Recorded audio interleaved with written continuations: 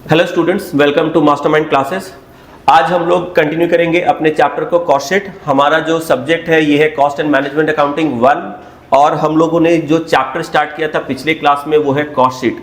Cost sheet chapter की हमारी first lecture हो चुकी थी। आज हम लोग सेकेंड लेक्चर में आगे बढ़ेंगे, लेकिन आज के क्लास को आगे बढ़ाने के पहले हम लोग क्या करते हैं ना, फटाफट से पिछले क्लास में जो भी हमने पढ़ा था उससे थोड़ा सा रिवाइज कर लेते हैं। ठीक है, चलो। तो मैंने बताया था कॉस्ट शीट। तो सबसे पहले व्हाट इज आवर सब्जेक्ट। हम लोग जिस सब्जेक्ट को पढ़ रहे हैं इसका नाम है cost and management accounting.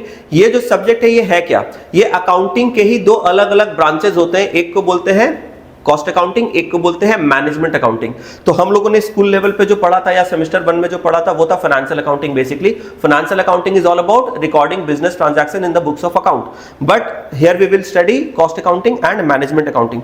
Cost accounting जो होती है वो बेसिकली कॉस्ट कैलकुलेशंस और कॉस्ट के एस्टिमेशन से रिलेटेड होती है, और मैनेजमेंट अकाउंटिंग जो होती है ये डिसीजन मेकिंग से रिलेटेड होती है। तो ये जो सब्जेक्ट है इसमें हम लोग दोनों ही पढ़ने वाले हैं। कॉस्ट का कैलकुलेशन कैसे करते हैं, कॉस्ट का एस्टिमेशन कैसे करते हैं, और मैनेजमेंट को डिसीजन लेने में कैसे सपोर्ट किया जाता है, उससे रिलेटेड हम लोग पूरी चीजें इस सब्जेक्ट में पढ़ेंगे। अलग अलग चैप्टर्स आपको देखने को मिलेंगे इस सब्जेक्ट में, कॉस्ट एंड मैनेजमेंट अकाउंटिंग में। कुछ चैप्टर्स ऐसे होंगे जिसमें आपको कॉस्ट का कैलकुलेशन करना है, कुछ ऐसे चैप्टर्स मिलेंगे जिसमें कॉस्ट का एस्टिमेशन करना है, कुछ चैप्टर्स होंगे जो मैनेजमेंट के डिसीजन मेकिंग से रिलेटेड है। पूरे के पूरे इस सब्जेक्ट को कलकत्ता यूनिवर्सिटी के सिलेबस में 2 पार्ट में डिवाइड किया गया है। सेमेस्टर 2 में आपको कुछ पार्ट दिया गया है, और सेमेस्टर 4 में जब आप जाओगे तो कॉस्ट एंड मैनेजमेंट अकाउंटिंग का जो सेकंड पार्ट है, जो और थोड़ा एडवांस पार्ट है, वो आपको वहां पर मिलेगा। तो this subject is cost and management accounting 1 which is the basic fundamental part of this subject, and the other part will be you will be having in the semester 4। तो ये है हमारा सब्जेक्ट। सब्जेक्ट में क्या सीखते हैं हम लोग इस सब्जेक्ट में, cost calculation, cost estimation and management decision making. कैसे भी किसी कंपनी के जो मैनेजमेंट होते हैं वो डिसीजन मेकिंग कैसे करते हैं, डिसीजन कैसे लिया जाता है। ठीक है, ये है हमारा जो फर्स्ट चैप्टर है। ये चैप्टर का नाम है कॉस्ट शीट। तो जब हम लोग बोलते हैं cost sheet, what does it mean, what does it imply. जैसे हम लोगों ने अकाउंट्स में पढ़ा था बैलेंस शीट, तो balance sheet is a kind of statement जिसमें एसेट्स एक तरफ होते हैं, एक तरफ लायबिलिटीज होते हैं, है ना। इसी तरह से कॉस्ट शीट में हम लोगों को नाम से समझ में आ रहा है ये एक स्टेटमेंट है जिसमें कॉस्ट का सारा डिटेल्स होगा, तभी तो नाम है ना कॉस्ट शीट। कॉस्ट शीट को हम लोग दूसरे नाम में हम लोग स्टेटमेंट ऑफ कॉस्ट भी बोलते हैं। The other name of the cost sheet is statement of cost. फिर भी समझ में आ रहा है स्टेटमेंट ऑफ कॉस्ट बोलो या कॉस्ट शीट बोलो, इससे नाम से क्या समझ में आ रहा है कि ये एक ऐसा स्टेटमेंट है जिसमें बहुत सारे कॉस्ट्स हैं। अब कॉस्ट कितने तरह के होते हैं तो हम लोग स्क्रीन पे देख सकते हैं, ये मैंने पिछले क्लास में पढ़ाया था, फटाफट से रिवाइज करवा रहा हूं। कॉस्ट जो होते हैं वो बेसिकली 2 तरह के होते हैं, डायरेक्ट कॉस्ट और इनडायरेक्ट कॉस्ट। ठीक है, अकाउंट्स में भी हम लोग पढ़ते थे direct expenses, indirect expenses, somewhat similar. ठीक है, तो डायरेक्ट कॉस्ट जो होते हैं इसको हम लोग कॉस्टिंग के सब्जेक्ट में बोलते हैं प्राइम कॉस्ट। प्राइम कॉस्ट जो है ये कॉस्ट का अपना टर्म है। जैसे हम लोग अकाउंट्स के अपने अपने अकाउंटिंग टर्म्स होते हैं, इसी तरह से कॉस्टिंग के अपने टर्म्स होंगे। तो प्राइम कॉस्ट का मतलब क्या होता है, डायरेक्ट कॉस्ट। अब इसके अंदर क्या क्या चीजें आती है, याद रखना 3 चीजें। प्राइम कॉस्ट के अंदर प्राइमरीली 3 चीजें आती है। तो प्राइम कॉस्ट के अंदर कितने एलिमेंट्स है, 3 एलिमेंट है। एक है डायरेक्ट मटेरियल, एक है डायरेक्ट लेबर जिसको हम लोग डायरेक्ट वेजेस भी बोल सकते हैं, और तीसरा होता है अदर डायरेक्ट एक्सपेंसेस। तो direct material, direct labour and other direct expenses, these are 3 elements under prime cost, and prime cost means simply direct cost. Prime cost का मतलब क्या होता है, डायरेक्ट कॉस्ट। इसके अंदर 3 ही चीज आता है। इसके अलावा जितने भी अदर कॉस्ट होते हैं ना वो सारे इनडायरेक्ट कॉस्ट होते हैं। मतलब डायरेक्ट मटेरियल, डायरेक्ट लेबर और अदर डायरेक्ट एक्सपेंसेस, ये 3 को अगर छोड़ दिया जाए, इसके अलावा जितने भी अदर कॉस्ट होंगे, जो भी होंगे, वो सारे किस कैटेगरी में जाएंगे, इनडायरेक्ट कॉस्ट। वो सारे इनडायरेक्ट कॉस्ट जाएंगे। मतलब डायरेक्ट के अंदर ये 3 ही है, इसके अलावा सारा इनडायरेक्ट है। इनडायरेक्ट कॉस्ट को कॉस्टिंग में बोलते हैं ओवरहेड। इनडायरेक्ट कॉस्ट को कॉस्टिंग में क्या बोला जाता है, ओवरहेड। तो आपको कॉस्टिंग में देखने को मिलेगा एक term overhead, it simply means indirect cost. इसके अंदर कई तरह के ओवरहेड्स होते हैं, जैसे कि मैंने यहां पर लिखा है 3 इंपॉर्टेंट टाइप के ओवरहेड होते हैं। एक को बोलते हैं फैक्ट्री ओवरहेड। फैक्ट्री ओवरहेड मतलब वो सारे इनडायरेक्ट कॉस्ट जो फैक्ट्री के प्रेमाइसेस के अंदर इंकर हो रही है, वो खर्चे जो आप दे रहे हो, आपको देना पड़ रहा है, जो कॉस्ट आपकी लग रही है, कहां पर, फैक्ट्री के अंदर। फैक्ट्री का अंदर का मतलब क्या होता है, बेसिकली रिलेटेड टू प्रोडक्शन। तो फैक्ट्री में जब प्रोडक्शन एक्टिविटी चलती है तो ऑब्वियस बात है उसमें बहुत सारे अलग अलग खर्चे उसमें लगते हैं। तो जो भी कॉस्ट आप लगा रहे हो within the factory premises related to production related activity, all these are called factory overhead. इसके अलावा जो दूसरे टाइप की इनडायरेक्ट कॉस्ट होती है उसको बोलते हैं office and administrative overhead. As name can suggest, office and administrative overhead is related to office work and administration work. किसी भी बिजनेस ऑर्गेनाइजेशन में ऑफिस के अंदर बहुत सारे खर्चे होते हैं, बिजनेस को मैनेज करने के लिए, एडमिनिस्ट्रेशन करने के लिए भी कई तरह के खर्चे होते हैं, ये सारे इस ओवरहेड में आते हैं, office and administrative overhead. And the next part is selling and distribution overhead. नाम से यहां भी समझ में आ रहा है, सेलिंग एंड डिस्ट्रीब्यूशन। सिर्फ प्रोडक्ट को बनाना ही इंपॉर्टेंट नहीं है, उसे सेल भी करना पड़ता है, उसे डिस्ट्रीब्यूट भी करना पड़ता है। तो प्रोडक्ट को सेल करने के लिए और उसे डिस्ट्रीब्यूट करने के लिए हम लोग जो खर्चे लगाते हैं वो इस कैटेगरी में आते हैं, जिसको बोलते हैं सेलिंग एंड डिस्ट्रीब्यूशन ओवरहेड। तो सब मिलाकर हमने देख लिया डायरेक्ट कॉस्ट के अंदर क्या क्या चीजें आती है, इनडायरेक्ट कॉस्ट के अंदर क्या क्या चीजें आती है। इन सबको जब हम लोग टोटल कर देते हैं तो इसको बोलते हैं total cost. Total cost means the sum total of direct cost and indirect cost, ठीक है। अब टोटल कॉस्ट में जब हम लोग प्रॉफिट ऐड करेंगे तो हमें सेल्स की वैल्यू मिल जाएगी। तो यहां पर एक चीज मैंने बताया था पिछले क्लास में, देखो जब हम लोग कॉस्ट शीट कैलकुलेट करते हैं ना, तो कॉस्ट शीट बनाने का जो पर्पज होता है वो होता है कॉस्ट को एस्टिमेट करना। कोई भी फैक्ट्री में, किसी भी मैन्युफैक्चरिंग यूनिट में जब आप जाओगे तो ऐसा नहीं है कि they start production straight away, no, they don't start production straight away. Production carry on करने के पहले, प्रोडक्शन स्टार्ट करने के पहले ये एस्टिमेट करना पड़ता है कि खर्चा कितना आने वाला है ना। कोई भी चीज जब करेंगे, करने के पहले तो उसका बजट पहले से जान के रखना पड़ेगा ना। तो कोई भी मैन्युफैक्चरर होता है ना, वो डायरेक्ट अपना माल बनाना स्टार्ट नहीं कर देता है। सामान बनाने के पहले, किसी भी कमोडिटी को प्रोड्यूस करने के पहले वो क्या सोचता है कि मेरे को कितने का रॉ मटेरियल लगेगा, कितने का मेरा लेबर कॉस्ट आएगा, कितना मेरा इनडायरेक्ट कॉस्ट होगा, ये सारा पहले से अंदाजा लगाना पड़ता है। जैसे मान लो अगर आपकी बर्थडे पार्टी आने वाली है नेक्स्ट वीक में, तो डेफिनेटली आप पहले से उसका बजट बनाओगे कि मेरा बर्थडे पार्टी में मेरे को क्या क्या खर्चा लगेगा, कितने का डेकोरेशन होगा, कितने का स्नैक्स होगा, कितने का केक होगा, कोल्ड ड्रिंक्स होगा, वो सारा बजट प्लान आप पहले से करोगे ना। तो इसी तरीके से जैसे हम लोग किसी छोटे से गेट टुगेदर का, फैमिली फंक्शन का, बर्थडे पार्टी का एक बजट बनाते हैं, घर पे हमारी जो मदर है या जो भी हाउस होल्ड लेडी है वो अपने घर का सारे जो भी हाउस होल्ड एक्सपेंसेस होते हैं उनका भी एक उनका बजट होता है। तो इस तरीके से बड़े बड़े मैन्युफैक्चरिंग यूनिट में जो प्रोडक्शन डिपार्टमेंट है वहां पर भी बजट बनानी पड़ती है कि आप प्रोडक्शन कैरी ऑन करोगे, you have to produce certain number of units, so what cost might come, कितना खर्चा लग सकता है उसको पहले से थोड़ा अंदाज लगा लो, ठीक है। कितना मटेरियल का कॉस्ट लगेगा, कितना लेबर का लगेगा। तो ये जो कॉस्ट शीट है ना, ये कॉस्ट शीट एक्चुअली में एस्टिमेटेड कॉस्ट के बेसिस पे हम लोग बनाते हैं। कॉस्ट शीट में हम लोग क्या करते हैं, मटेरियल का, लेबर का और अदर जो भी खर्चे हैं वो सभी का एक एस्टिमेशन लिखते हैं और हमारा टोटल कॉस्ट आता है। तो कॉस्ट शीट से हमें जो ये टोटल कॉस्ट मिलता है ना, ये चीज ध्यान रखना, ये क्या है, this is not actual cost, this is estimated cost. यानी कि कॉस्ट शीट हम लोग जो बनाते हैं वो हिस्टोरिकल डेटा पे नहीं, एस्टिमेटेड डेटा पे बनाते हैं, एंटिसिपेटेड डेटा पे बनाते हैं। And this is where cost accounting is different from financial accounting. In case of financial account, we all know that we record the transaction on the basis of historical data. हम लोग financial accounting में क्या करते हैं, historical data की accounting करते हैं, जो ट्रांजैक्शन हो गया होने के बाद उसकी अकाउंटिंग करते हैं, यानी कि हिस्टोरिकल डेटा। लेकिन कॉस्ट में हम लोग क्या करते हैं, एंटिसिपेटेड डेटा। तो ये जो हमारा एस्टिमेटेड कॉस्ट है, सपोज हमारा टोटल प्रोडक्शन का एस्टिमेटेड कॉस्ट आया 10 लाख रुपीस। कितना आया total cost, 10 lakh, estimated cost 10 lakh. अब आपको डिसाइड करना है how much profit you want to make. Your total estimated cost, suppose it would be 10 lakhs. अब you have to decide कि कितना प्रॉफिट आपको रखना है। सपोज आपने डिसाइड किया मेरे को 20% प्रॉफिट रखना है ऑन कॉस्ट, तो 10 लाख का आपका कॉस्ट है, उस पर आप 20% मान लो प्रॉफिट रखते हो, मतलब कितना हो गया 2 लाख। तो 10 लाख का 20%, 2 लाख आपने प्रॉफिट ऐड कर दिया, तो आपका आ गया सेल्स कि इतने में मेरे को माल बेचना है। कितने में माल बेचना है, 12 लाख में। अगर मैं 12 लाख में माल बेचूंगा तो क्या होगा, 2 लाख का मेरा प्रॉफिट बन जाएगा, 10 लाख मेरा कॉस्ट है। तो इस तरीके से कॉस्ट में प्रॉफिट ऐड करने के बाद अपना सेल्स का वैल्यू आ जाता है। लेकिन जब हम लोग न्यूमेरिकल करेंगे ना, तो मोस्ट ऑफ द प्रॉब्लम में हम लोग देखेंगे कि सेल्स की वैल्यू ऑलरेडी गिवन होती है, और प्रैक्टिकली भी ऐसा होता है। रीजन क्या है कि सेल्स की जो वैल्यू होती है ना, ये कॉस्ट के बेसिस पर डिटरमाइन नहीं की जाती है। सेल्स की जो वैल्यू है वो मार्केट फोर्सेस के ऊपर डिपेंड करती है। हम लोगों ने इकोनॉमिक्स पढ़ा है, हम लोग कॉमर्स के स्टूडेंट है, वी नो दैट सेल्स की जो प्राइस है, what will be the selling price, manufacturer खुद से डिसाइड नहीं करता है ना। प्राइस डिटर्मिनेशन आप लोगों ने पढ़ा होगा अंडर परफेक्ट कंपटीशन मार्केट। तो प्राइस डिटर्मिनेशन में हम लोग क्या पढ़ते हैं, डिमांड और सप्लाई की जो म्यूचुअल फोर्स होती है, वहां से इक्विलिब्रियम प्राइस आता है और वहां पर हम लोग वही मार्केट का प्राइस होता है, नॉर्मली परफेक्ट कंपटीशन मान के चल रहे, ठीक है। तो सेलिंग प्राइस जो डिसाइड की जाती है वो वेरियस फैक्टर को ध्यान में रख के किया जाता है। प्रोडक्ट की मार्केट में डिमांड कितनी है, कितने कंज्यूमर्स है, क्या हमारा कंज्यूमर सेगमेंट है, कितने कॉम्पिटिटर्स हैं, दुनिया भर की चीजें, ठीक है, प्रोडक्ट की इलास्टिसिटी क्या है, कंज्यूमर टेस्ट एंड प्रेफरेंस क्या है, कितने सब्स्टिट्यूट मार्केट में अवेलेबल है, बहुत कुछ। तो ये सारी चीजें जो है वो हमारा प्रोडक्शन का पार्ट नहीं होता, वो बेसिकली सेल्स और मार्केटिंग के जो लोग होते हैं वो लोग रिसर्च करके, सर्वे करके वो लोग क्या करते हैं, ये सारा चीज डिसाइड करते हैं। तो सेल्स की जो प्राइस होती है वो ऑलरेडी पहले से हमें पता होती है, वो दूसरे डिपार्टमेंट से मिल जाता है, और कितना यूनिट प्रोड्यूस करना है ये भी हमें दिया रहता है। तो प्रॉब्लम में in most of the cases you will find sales value will be given, यानी कि कितने यूनिट आपको बेचने हैं और किस प्राइस पे बेचने हैं ये आपको मिलेगा। यानी कि सेल्स आपको दिया रहेगा, टोटल कॉस्ट आपको कैलकुलेट करना है, सेल्स आपको दिया रहेगा, टोटल कॉस्ट आपको कैलकुलेट करना है, और इनके बीच का जो डिफरेंस है दैट विल बी प्रॉफिट। तो प्रैक्टिकली जब हम लोग अभी सम्स करेंगे, आज ही से स्टार्ट करेंगे सम्स, तो सम्स में हम लोग क्या देखेंगे, जो प्रॉफिट है, प्रॉफिट कैसे आएगा, with the help of balancing. तो profit will be your balancing figure, that is the difference between total cost and sales, ठीक है। तो ये हमने पिछले क्लास में पढ़ा था, मैंने प्रॉब्लम आपको प्रॉब्लम शीट से दिया था, ठीक है। तो ये हमारा एक छोटा सा प्रॉब्लम है, स्टार्ट करते हैं एक बेसिक फंडामेंटल प्रॉब्लम से। तो एक बार देखते हैं क्या लिखा हुआ है यहाँ पर।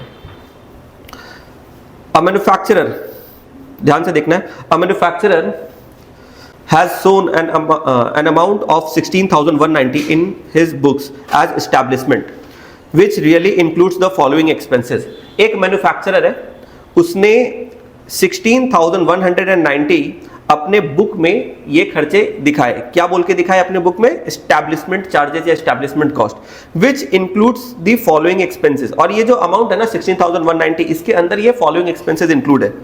तो यहां पर देखो बहुत सारे एक्सपेंसेस नीचे दिए गए हैं, फिलहाल के लिए इसको स्किप करते हैं, इसके बाद वाले फॉलोइंग पैरा पे जाते हैं। फॉलोइंग पैरा पे क्या बोल रहा है, from the above information prepare statement showing in separate totals selling expenses, distribution expenses, administration expenses and expenses which you would exclude from total cost।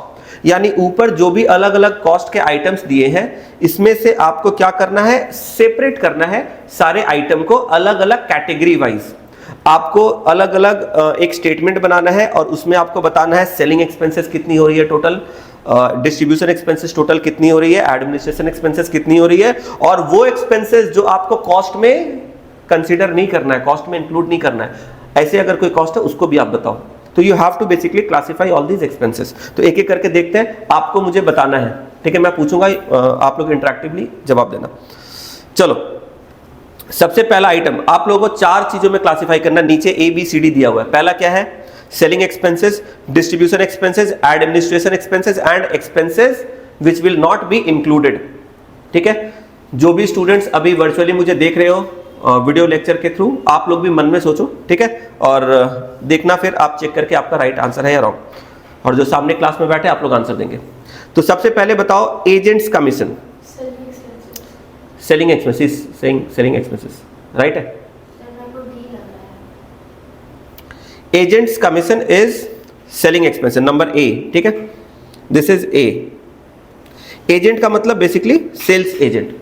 तो आप क्या करते हो, कभी कभी मार्केट में अपने प्रोडक्ट को ज्यादा से ज्यादा बेचवाने के लिए आप लोग सेल्समैन या एजेंट्स को हायर करते हो, और वो जितना ज्यादा आपके प्रोडक्ट को सेल करवाएंगे आप उनको उसके सेल के बेसिस पे कमीशन दोगे। तो that is agents commission which is related to selling expenses. Again warehouse wages, distribution, right, correct, ये है डिस्ट्रीब्यूशन। जब हम लोग प्रोडक्शन करते हैं फैक्ट्री में, तो फैक्ट्री में प्रोडक्शन करने के बाद वो जितनी भी कमोडिटीज होती है उसे अलग अलग लोकेशंस पे क्या करना पड़ता है, ट्रांसफर करना पड़ता है, डिस्ट्रीब्यूट करना पड़ता है, और उसे स्टोर करने के लिए गोडाउन्स होते हैं जिनको वेयरहाउस बोलते हैं। तो वेयरहाउस के रेंट होते हैं, वेयरहाउस की इलेक्ट्रिसिटी होती है, ये सबको हम लोग बोलते हैं वेयरहाउस एक्सपेंसेस। बेसिकली ये किस चीज के लिए होती है, डिस्ट्रीब्यूशन के लिए। तो ये नंबर बी, ठीक है। वेयरहाउस रिपेयर्स, सेम, वेयरहाउस से रिलेटेड जो भी होगा वो क्या होगा, distribution. Again lighting of office, administration. Office मतलब management and administration, any cost related with office and management is related to administration, ठीक है। क्योंकि ऑफिस क्यों सेटअप करते हैं, what is the purpose of setting up of an office. Office में जो लोग होते हैं वो बैठ के चीजों को मैनेज करते हैं, कंट्रोल करते हैं, सुपरवाइज करते हैं, एडमिनिस्टर करते हैं। तो ऑफिस का यही पर्पस है, एडमिनिस्ट्रेशन। तो ऑफिस में अगर लाइटिंग के खर्चे आ रहे हैं, वहां पर ऑफिस के स्टाफ को आप सैलरी दे रहे हो, नेक्स्ट आइटम ऑफिस सैलरी है, तो ये सारा आपका मैनेजमेंट एडमिनिस्ट्रेशन से ही रिलेटेड है, ठीक है। तो चलो, lighting of office and office salary, ये दोनों ही जो है ये क्या है आपके एडमिनिस्ट्रेशन यानी कि सी, ये दोनों ही सी में आएगा। इसके बाद डायरेक्टर्स रेम्यूनरेशन, अगेन यस, ये भी सेम सी यानी कि administration. Travelling expenses, right, travelling selling, number A. Rent rates and insurance of warehouse, right, warehouse से रिलेटेड कुछ भी है, डिस्ट्रीब्यूशन यानी कि नंबर बी, ठीक है। Rent rates and insurance of office, office से रिलेटेड इसका मतलब सॉरी नंबर सी ना, नंबर सी। इसके बाद lighting of warehouse, B, distribution. Printing and stationery, administration, ठीक है। ट्रेड मैगजीन्स, ट्रेड मैगजीन्स मतलब वही ऑफिस और ये सबसे रिलेटेड, ठीक है, number C. Donations, number D, donation जो है ये number D. Bank charges, bank charges और डिस्काउंट अलाउड, डिस्काउंट अलाउड वो है डिस्ट्रीब्यूशन, नहीं selling expenses. Bank charges, administration, right. Bank charges जो है ये है number C. Discount allowed, bad debt, selling expenses, right, selling. Bad debt भी selling. हाँ, एक मिनट मैं बता रहा हूँ। डिस्काउंट अलाउड जो है ये आपका नंबर ए सेलिंग, और बैड डेट जो है ये भी सेलिंग। एक मिनट, नंबर ए। यहां पर मैं एक चीज के बारे में बताना चाहूंगा, थोड़ा सा क्लैरिफिकेशन। देखो, डोनेशन, ऐसा हो सकता है कि डोनेशन के लिए कंपनी ने कुछ पेमेंट किया, तो ऑब्वियस बात है अगर आप डोनेशन दे रहे हो, किसी भी पर्पज से आप डोनेशन दे रहे हो, तो ये कोई बिजनेस रिलेटेड तो कोई पेमेंट है नहीं, this is not related to, हाँ ये एक चैरिटेबल एक्सपेंस है। तो अगर आप चैरिटेबल एक्टिविटी कर रहे हो, कोई डोनेशन वगैरह दे रहे हो, तो उसका खर्चा आप अपने प्रोडक्ट के कॉस्ट में इंक्लूड करोगे, और उसका जो खर्चा है वो क्या आप अपने कस्टमर से निकालोगे? भाई आपको कस्टमर से निकालना था, आपने दान क्यों किया? अगर मान लो जैसे हम लोग देखते हैं बहुत सारी कंपनी, जैसे कहीं पर कोई फ्लड आ गया, कोई साइक्लोन होता है, तो बहुत सारी कंपनी क्या करती है, डोनेशन देती है ना, टाटा ग्रुप ने इतना डोनेट किया, पतंजलि ने इतना डोनेट किया। तो बहुत सारे ऐसे नेचुरल कैलामिटीज होते हैं, हम लोग न्यूज़ में सुनते हैं, बड़ी बड़ी कंपनी उसमें डोनेशन करती है। तो ये सारे जो डोनेशंस है ये आउट ऑफ कर्टेसी है ना, कि चलो आउट ऑफ काइंडनेस कंपनी इतना डोनेट करी लोगों को सपोर्ट करने के लिए, ये सारे कंपनी ने अपने मर्जी से किए हैं। ये कोई बाउंडेशन नहीं था कि करना ही पड़ेगा, और ये बिजनेस के खर्चे नहीं है। लेकिन ठीक है, कंपनी कहीं ना कहीं बोलते ना, हम लोग सोसाइटी में रहते हैं, सोसाइटी से ही सब कुछ अर्न करते हैं, तो we have a social responsibility towards the society. तो अगर सोसाइटी में कोई प्रॉब्लम है तो हम लोग उससे जो बन सकता है हम लोग को करना चाहिए। तो अगर कोई कंपनी कोई डोनेशन दे रही है तो ये अच्छी बात है, पर इसका बर्डन अपने कंज्यूमर पे, अपने कस्टमर पे नहीं डालना है कि चलो मैंने 10 लाख का डोनेशन दिया और 10 लाख अपने प्रोडक्ट के कॉस्ट में ऐड कर देते हैं। तो obviously donation will not form a part of your product cost, तो डोनेशन को कॉस्ट में इंक्लूड नहीं करेंगे, एकदम ऑब्वियस है, एकदम क्लियर है। अच्छा, इसके बाद डिस्काउंट अलाउड और बैड डेट, ये जो दो आइटम्स है ना, ये थोड़े से कंट्रोवर्शियल है। कंट्रोवर्शियल इन द सेंस कि कुछ ऑथर्स इनको बोलते हैं कि इनको आपको इंक्लूड नहीं करना चाहिए कॉस्ट में, लेकिन कुछ ऑथर्स इसको इंक्लूड कर लेते हैं कॉस्ट में। तो अगर मान लो आप इनको इंक्लूड करते हो तो आप इनको सेलिंग में इंक्लूड करना नंबर ए में, लेकिन अगर आप नहीं इंक्लूड करते हो तो फिर आप इसके लिए फुटनोट दे देना। मैं दोनों का लॉजिक बताता हूं, अगर इंक्लूड करोगे तो किस माइंडसेट से करना है, what is the logic behind, क्योंकि everything whatever we have to understand उसका एक रैशनल होना चाहिए, ऐसा नहीं कि रैंडमली कुछ भी ऐड करेंगे कुछ भी लेस करेंगे, ठीक है। तो देखो, डिस्काउंट अलाउड का लॉजिक क्या है। अब देखो, डिस्काउंट अलाउड जब क्वेश्चन में दिया रहेगा ना, तो पता नहीं चलता कि किस तरह का क्या डिस्काउंट है। तो अगर मान लो कंपनी डिस्काउंट दे रही है अपने सेल्स को बढ़ाने के लिए, जिसको हम लोग अकाउंट्स में बोलते हैं ट्रेड डिस्काउंट, तो ट्रेड डिस्काउंट बेसिकली दिया जाता है सो दैट कि आपका सेल्स इंक्रीज हो, रेवेन्यू इंक्रीज हो। तो जब आप डिस्काउंट दे रहे हो तो कहीं ना कहीं इससे आपका सेल्स बढ़ रहा है, बिजनेस बढ़ रहा है, ज्यादा माल बिक रहा है ना, तो कहीं ना कहीं ये एक तरीके से मार्केटिंग कॉस्ट है ना। जैसे हम लोग सेल बढ़ाने के लिए क्या करते हैं, सेल, हर बिजनेस चाहता है हमारा ज्यादा से ज्यादा सेल हो, ज्यादा से ज्यादा इनकम हो, तो ज्यादा से ज्यादा माल बेचने के लिए, ज्यादा से ज्यादा सेल करने के लिए हम लोग क्या करते हैं, मार्केटिंग करते हैं, ऐड करते हैं, प्रमोशन करते हैं ना। इसी तरीके से ज्यादा सेल करने के लिए आप एक और चीज कर सकते हो, डिस्काउंट दे सकते हो। तो कहीं ना कहीं डिस्काउंट देना it is a kind of promotional activity, it's a kind of marketing stunt बोल सकते हैं। तो सेल करने के लिए अगर आपने डिस्काउंट दे दिया और इसके वजह से आपके सेल्स बढ़ गए तो कहीं ना कहीं तो सेलिंग का कॉस्ट है ना। जैसे हम लोग मार्केटिंग कर रहे हैं, एडवर्टीजमेंट कर रहे हैं, तो एडवर्टीजमेंट को आप क्या बोलोगे? सेलिंग एक्सपेंस बोलोगे ना। अगर एडवर्टीजमेंट हम लोग करते हैं तो सेलिंग एक्सपेंस है। क्यों? क्योंकि एडवर्टीजमेंट करने से सेल बढ़ सकती है। तो इसी तरीके से आपने अनाउंस कर दिया by one get one free, ये क्या है? ये एक तरह से डिस्काउंट है, लेकिन आपको पता है कि यार 20% ऑफ, 50% ऑफ, तो ये भी एक तरह से डिस्काउंट है, लेकिन इससे आपके सेल्स बढ़ रही है। तो डिस्काउंट अलाउड को हम लोग मानते हैं कि ये हमारा सेल्स को बूस्ट कर देता है और इसकी वजह से हम लोग इसको सेलिंग कॉस्ट का पार्ट मानते हैं। लेकिन कभी कभी कुछ ऐसे भी डिस्काउंट होते हैं जो हम लोग देते हैं क्योंकि हमारा पैसा अटका हुआ है, कैश डिस्काउंट जिसको अकाउंट्स में बोलते हैं।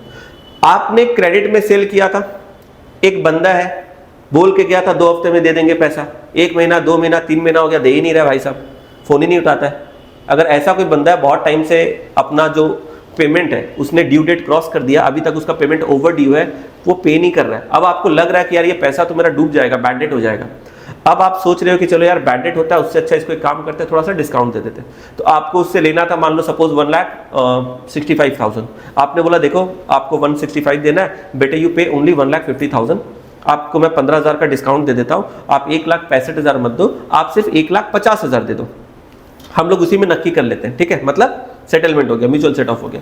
तो एक काम करो, आपको मैं 15,000 का वेवर कर देता हूं, बाकी का बैलेंस आप मेरे को दे दो, क्योंकि हमारे भी बिजनेस है, हमको भी खर्चे अपने चलाने होते हैं, तो आप मेरे को टाइम से पे कर दो। हो सकता है डिस्काउंट देने के बाद कोई जो काफी टाइम का ड्यू पड़ा है वो आपको वापस मिल जाए। तो बिजनेस में ये सारी चीजें चलती रहती है, बहुत सारे लोग टाइम पे करते हैं, कोई देरी से पे करते हैं। तो कभी कभी हमें अपना पैसा टाइम से निकलवाने के लिए, प्रॉम्प्ट कलेक्शन के लिए हमें क्या करना पड़ता है, we have to offer some discount. तो अगर ऐसा डिस्काउंट है ना, तो ये आपके कॉस्ट में नहीं आना चाहिए। इसके पीछे लॉजिक क्या है, आपके किसी प्रीवियस कस्टमर ने आपका पैसा होल्ड करके रखा था काफी दिन तक, आपको डर था कि बैड डेट ना हो जाए, इसके लिए आपने उसको दे दिया डिस्काउंट, और वो जो आपने डिस्काउंट अपने पुराने जो कस्टमर थे उसको आपने दिया, इसका बर्डन क्या आप अपने दूसरे कस्टमर पे डालोगे क्या? कॉस्ट में इंक्लूड करने का मतलब क्या है, ये आपका टोटल कॉस्ट को एनहांस कर देगा। कोई भी आइटम अगर आप अपने कॉस्ट में इंक्लूड करते हो, it will enhance your total cost, and अगर आपका टोटल कॉस्ट बढ़ेगा इसका मतलब आपका प्रॉफिट कम हो जाएगा। टोटल कॉस्ट बढ़ना मतलब प्रॉफिट कम होना, समझ में आ रहा है? तो आप अगर इसको टोटल कॉस्ट में ऐड करोगे तो कहीं ना कहीं प्रॉफिट बिजनेस की कम हो जाएगी। और कोई लॉजिक नहीं है। क्यों लॉजिक नहीं है? क्योंकि किसी और ने आपका पैसा रोक के रखा था, उसका आपने जो डिस्काउंट है वो आपने दूसरे कस्टमर के बर्डन पे डाल दिया। समझ में आ रहा है ना? तो इसलिए हम लोग इसको क्या करते हैं, नॉर्मली इसको फाइनेंशियल चार्ज मानते हैं। तो जब आप बुक पढ़ोगे, हो सकता है, इसलिए मैं बता रहा हूं कि कई बार स्टूडेंट जब बुक पढ़ते हैं ना तो उनके मन में कंफ्यूजन होता है कि सर आपने तो इसको सेलिंग कॉस्ट में लिया था, पर इस बुक में तो ऐसा लिखा है। अलग अलग ऑथर अलग अलग अजम्पशन लेते हैं। कभी कभी ऑथर्स लोग जो अजम्पशन है वो बताते नहीं है, इसलिए मैंने दोनों तरीके से बता दिया, इंक्लूड करने के पीछे क्या लॉजिक है, एक्सक्लूड करने के पीछे क्या लॉजिक है। तो अगर आपको एग्जाम में उतना ध्यान ना रहे तो सिंपली आप क्या करना, इसको इंक्लूड कर लेना। कहां पर? सेलिंग कॉस्ट में, ठीक है। लेकिन अगर किसी ऑथर ने इंक्लूड नहीं किया है, इसका मतलब आपको फुटनोट देना। अगर आप इंक्लूड नहीं करते तो आप इसको फुटनोट में क्या लिखोगे, it is assumed that discount allowed is a financial charge. Financial charge मतलब ये फाइनेंस कॉस्ट है, क्योंकि मेरा पैसा अटका हुआ उसको निकलवाने के लिए मैं डिस्काउंट दे रहा हूं, तो इसलिए मैं इसको इंक्लूड नहीं कर रहा हूं कॉस्ट में, ठीक है। सेम तरीके से बैड डेट। बैड डेट का मतलब क्या है? देखो, बैड डेट मतलब हमारे कुछ पुराने डेटर्स थे जिनको हमने क्रेडिट में माल बेचा था, अभी उसने अपना पैसा नहीं चुकाया, हमारा बैड डेट हो गया। अब यहां पर लॉजिकली सोचो, क्या ये हमारे प्रोडक्ट का कॉस्ट होना चाहिए? ध्यान से सुनना, यूज योर ब्रेन, बाकी चीज भूल जाओ, ठीक है। अपने लॉजिक से सोचो। तुम किसी कंपनी में अगर कॉस्ट अकाउंटेंट हो, ठीक है, तुम किसी कंपनी का कॉस्ट कैलकुलेशन कर रहे हो और कंपनी में किसी डेटर ने, आपके किसी पुराने कस्टमर ने पैसा डुबा दिया, उसका जो ड्यू था उसने नहीं दिया, बैड डेट कर दिया। क्या आप उस किसी पुराने कस्टमर का बैड डेट आप अपने प्रोडक्ट के कॉस्ट में जोड़ दोगे? Think rationally. क्या बोल रहा है, मन में क्या आ रहा है? खुद ही लग रहा है ना कि अरे ये क्या है यार, किसी दूसरे कस्टमर ने पैसा डुबा दिया, बैड डेट कर दिया, वो लॉस को मैं दूसरे अपने प्रोडक्ट के कॉस्ट में डाल दूंगा, ऐड कर दूंगा, तो मेरा प्रोडक्ट का कॉस्ट एनहांस हो जाएगा। इससे एक नुकसान तो ये होगा, कॉस्ट ऑफ प्रोडक्शन मतलब मेरा टोटल कॉस्ट बढ़ेगा, मेरा प्रॉफिट कम होगा, और फालतू का जो मेरे जो दूसरे कस्टमर है उसके ऊपर बर्डन आएगा। मतलब किसी एक ने पैसा डुबाया, उसका बर्डन मैंने किसी दूसरे को दे दिया। समझ में आ रहा ना? Is it logical? नो। तो इसलिए इसको हम लोग इंक्लूड नहीं करते हैं। ये भी अगेन क्या है, फाइनेंशियल चार्ज है। तो इट इज नॉट, मतलब it does not form part of your total cost. तो ये किस कैटेगरी में चला गया? डी में। लेकिन कुछ ऑथर इसको फिर से इंक्लूड कर लेंगे, बोलेंगे देखिए बैड डेट तो होता ही है, ये बिजनेस का पार्ट है, ठीक है, it is a part of business like any other cost. कैसे? अगर आपको आपके बिजनेस में सेल्स बढ़ाना है, रेवेन्यू बढ़ाना है, you will have to offer credit. You can not do only cash transaction. आप बोलोगे नहीं, हम तो जैसे हम लोग लोकल बाजार में जाते हैं ना, ऐसे बहुत सारे शॉप्स में आप लोगों ने देखा होगा एक बोर्ड लगा रहता है, नो क्रेडिट। ऐसा देखे हो किसी दुकान में, किसी कपड़े वपड़े की दुकान में कहीं पर चले जाओ, देखना दुकान के ऊपर ऐसे बोर्ड लगा के रखते हैं, नो क्रेडिट, मतलब धार बाकी का कोई यहाँ उपाय नहीं है, आपको सामान लेना है, नकदी में पैसा देना है संग संग। समझ में आ रहा है? तो नो क्रेडिट। लेकिन ये सब लोकल बिजनेसेस में चलता है, छोटे मोटे दुकान में चलता है, बड़े बिजनेस में ऐसा नहीं होता है। आपको क्रेडिट ट्रांजैक्शंस करना ही होगा, आपको लोगों को क्रेडिट ऑफर करना ही होगा, अदरवाइज आपका सेल्स नहीं बढ़ेगा। लोग आपसे माल नहीं लेकर आपके कॉम्पिटिटर से माल ले लेंगे। तो in real world, in big businesses, you will have to offer credit to your customer. It is a kind of compulsion, otherwise you will not be able to make good amount of sales.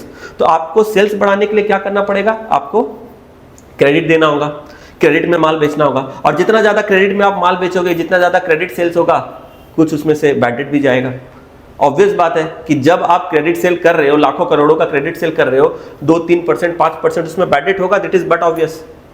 तो ये आप पहले से ही provision बना के रखो। हम लोग प्रोविजन फॉर बैड डेट बनाते थे ना, तो आप पहले से ही मान के चलो कि जब मैं इतना क्रेडिट में बेच रहा हूं तो कुछ ना कुछ क्या होगा, डूबेगा। तो वो पहले से आप मान लो मेरा सेलिंग कॉस्ट है, उसको आप अज्यूम करके चलो कि मेरा सेलिंग कॉस्ट है, कि अगर मैं क्रेडिट सेल नहीं करूंगा तो मैं सिर्फ 5 लाख का सेल कर पाऊंगा, लेकिन अगर मैं क्रेडिट सेल करता हूं तो मैं 25 लाख का सेल कर पाऊंगा। यानी क्रेडिट में बेचने की वजह से मेरा 20 लाख का सेल्स बढ़ जाएगा। लेकिन हाँ, 20 लाख का सेल तो बढ़ेगा, लेकिन बैड डेट का चांस भी बढ़ जाएगा, क्योंकि कैश सेल में बैड डेट का कोई चांस नहीं होता है। तो if you don't want to bear with the bad debt loss, you will have to sell only in cash, but obviously in that case you will be losing market. आपके जो potential customer है वो आपके competitor के पास जाएंगे। So it's always better कि आप credit भी ऑफर करो, ताकि ज्यादा से ज्यादा कस्टमर आपके पास आए। लेकिन हाँ, इसका लूपहोल ये है कि कुछ बैड डेट हो जाएगा, तो that level of risk you will have to bear, कि कुछ बैड डेट होगा। तो उस पर्सपेक्टिव से बैड डेट क्या हो गया? एक तरीके से आपका सेलिंग कॉस्ट हो गया। समझ में आ रहा है?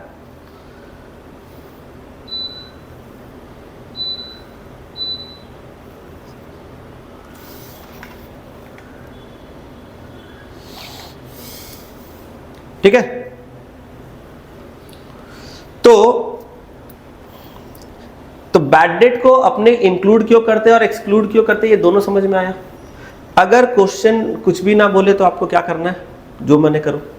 ठीक है? मेरा क्या सजेशन है? मेरा यही सजेशन है कि ये दोनों को इंक्लूड कर दो कलकत्ता यूनिवर्सिटी के पर्सपेक्टिव से, क्योंकि यहां पर मेरे पर्सनल ओपिनियन का बात नहीं है। यहां पर बात यह है कि जो यूनिवर्सिटी में जो चेक करेंगे उसको आपको खुश करना है, मेरे को खुश करके तो कोई फायदा नहीं है। समझ में आ रहा है? तो यूनिवर्सिटी में जो प्रोफेसर्स होते हैं, वो ज्यादातर जो कलकत्ता यूनिवर्सिटी का मार्किंग पैटर्न जो चेक है, वो लोग देखा गया है कि वो लोग डिस्काउंट अलॉट बैड डेट को वो लोग क्या करते हैं? इंक्लूड कर देते हैं। तो बेटर आप लोग इंक्लूड कर दो। To be on a safer side आप एक फुटनोट दे दो कि it is assumed that discount allowed and bad debt is a part of selling cost, ताकि लगे कि बच्चा ने एक अपना वो भी दे दिया। और तुम ओवर स्मार्टनेस दिखाना चाहते हो तो और एक लाइन ऐड कर दो, it can also be excluded from total cost as a part of financial charges. तो आदमी को समझ में आएगा, हाँ बच्चे को नॉलेज है, इसने इंक्लूड किया, बता दिया अजम्पशन अपना, और ये भी बता दिया कि इसको हम लोग फाइनेंशियल चार्ज मान के एक्सक्लूड भी कर सकते थे। तो हमेशा चमकाने से पीछे मत रहो, मतलब एकदम चमका के दिखाओ कि यस आई नो दिस। ठीक है? तो मेरे ख्याल से ये हो गया। तो चलो, ये अपना मैं इसको करवा नहीं रहा हूं, ठीक है? इस तरह के क्वेश्चंस आएंगे भी नहीं एग्जाम में। ये किस लिए फिर मैंने करवाया? सिर्फ क्लैरिटी के लिए, कॉन्सेप्चुअल क्लैरिटी, क्योंकि अभी हम लोग नया नया इस चैप्टर को स्टार्ट किए हैं, तो थोड़ा बहुत अपने को बेसिक्स बना के चलना है, तो इसलिए मैंने ये करवाया। चलो, तो अब हम लोग क्या करने वाले हैं? अब हम लोग करने वाले हैं प्रॉब्लम नंबर 2। अब ये प्रॉब्लम जो हम लोग करेंगे ना, ये एकदम प्रॉपर फॉर्मेट में करेंगे, जिस तरीके से एग्जैक्टली हम लोग बनाते हैं। क्या बनाते हैं? Cost sheet. तो कॉस्ट शीट कैसे बनाते हैं, एक बार थोड़ा सा फॉर्मेट देख लेते हैं। पिछले क्लास में मैंने डिस्कस तो किया था, एक बार वापस से मैं दिखा देता हूं। तो कॉस्ट शीट जो बनता है इस तरीके के फॉर्मेट में बनता है। एग्जाम में हर साल कंपलसरी क्वेश्चन यहां पर आता है कॉस्ट शीट के चैप्टर से, और इस चैप्टर में जब आप बनाओगे ना कॉस्ट शीट, तो आपको एक पूरा पेज आपको लग जाएगा, एक पूरा पेज आपको लग जाएगा। ठीक है? तो आप एक फुल लेंथ का पूरा कंप्लीट पेज ले लेना। पर्टिकुलर राइट हैंड साइड में 2 अमाउंट का कॉलम, डेबिट क्रेडिट गलती से भी मत लिखना अमाउंट के ऊपर। बहुत बच्चे लोग क्या कहते हैं ना, जर्नल की तरह लिख देते हैं debit credit. Mind it, it is not accounting, you don't have to write debit and credit. इसी के साथ ऊपर में इन द बुक्स ऑफ ये सब लिखने की कोई जरूरत नहीं है, सीधा कंपनी का नाम लिखना है। तो ये एक स्टैंडर्ड फॉर्मेट है। आपको स्टार्ट करना है इस तरीके से, रॉ मटेरियल कंज्यूम, उसके बाद ओपनिंग स्टॉक रॉ मटेरियल, ये सारी चीजें मैंने पिछले क्लास में करवा दी थी, नोट डाउन करवा दी थी। अगर किसी ने पिछले क्लास को अटेंड नहीं किया तो प्लीज आप 2 पेज छोड़ दो, 3rd पेज से आप बनाना स्टार्ट करो। और इसी फॉर्मेट को फॉलो करते हुए अब हम लोग प्रॉब्लम नंबर 2 बनाएंगे, ठीक है। तो चलिए अब मैं बनाता हूं प्रॉब्लम नंबर 2, आपके साथ साथ बनाएंगे।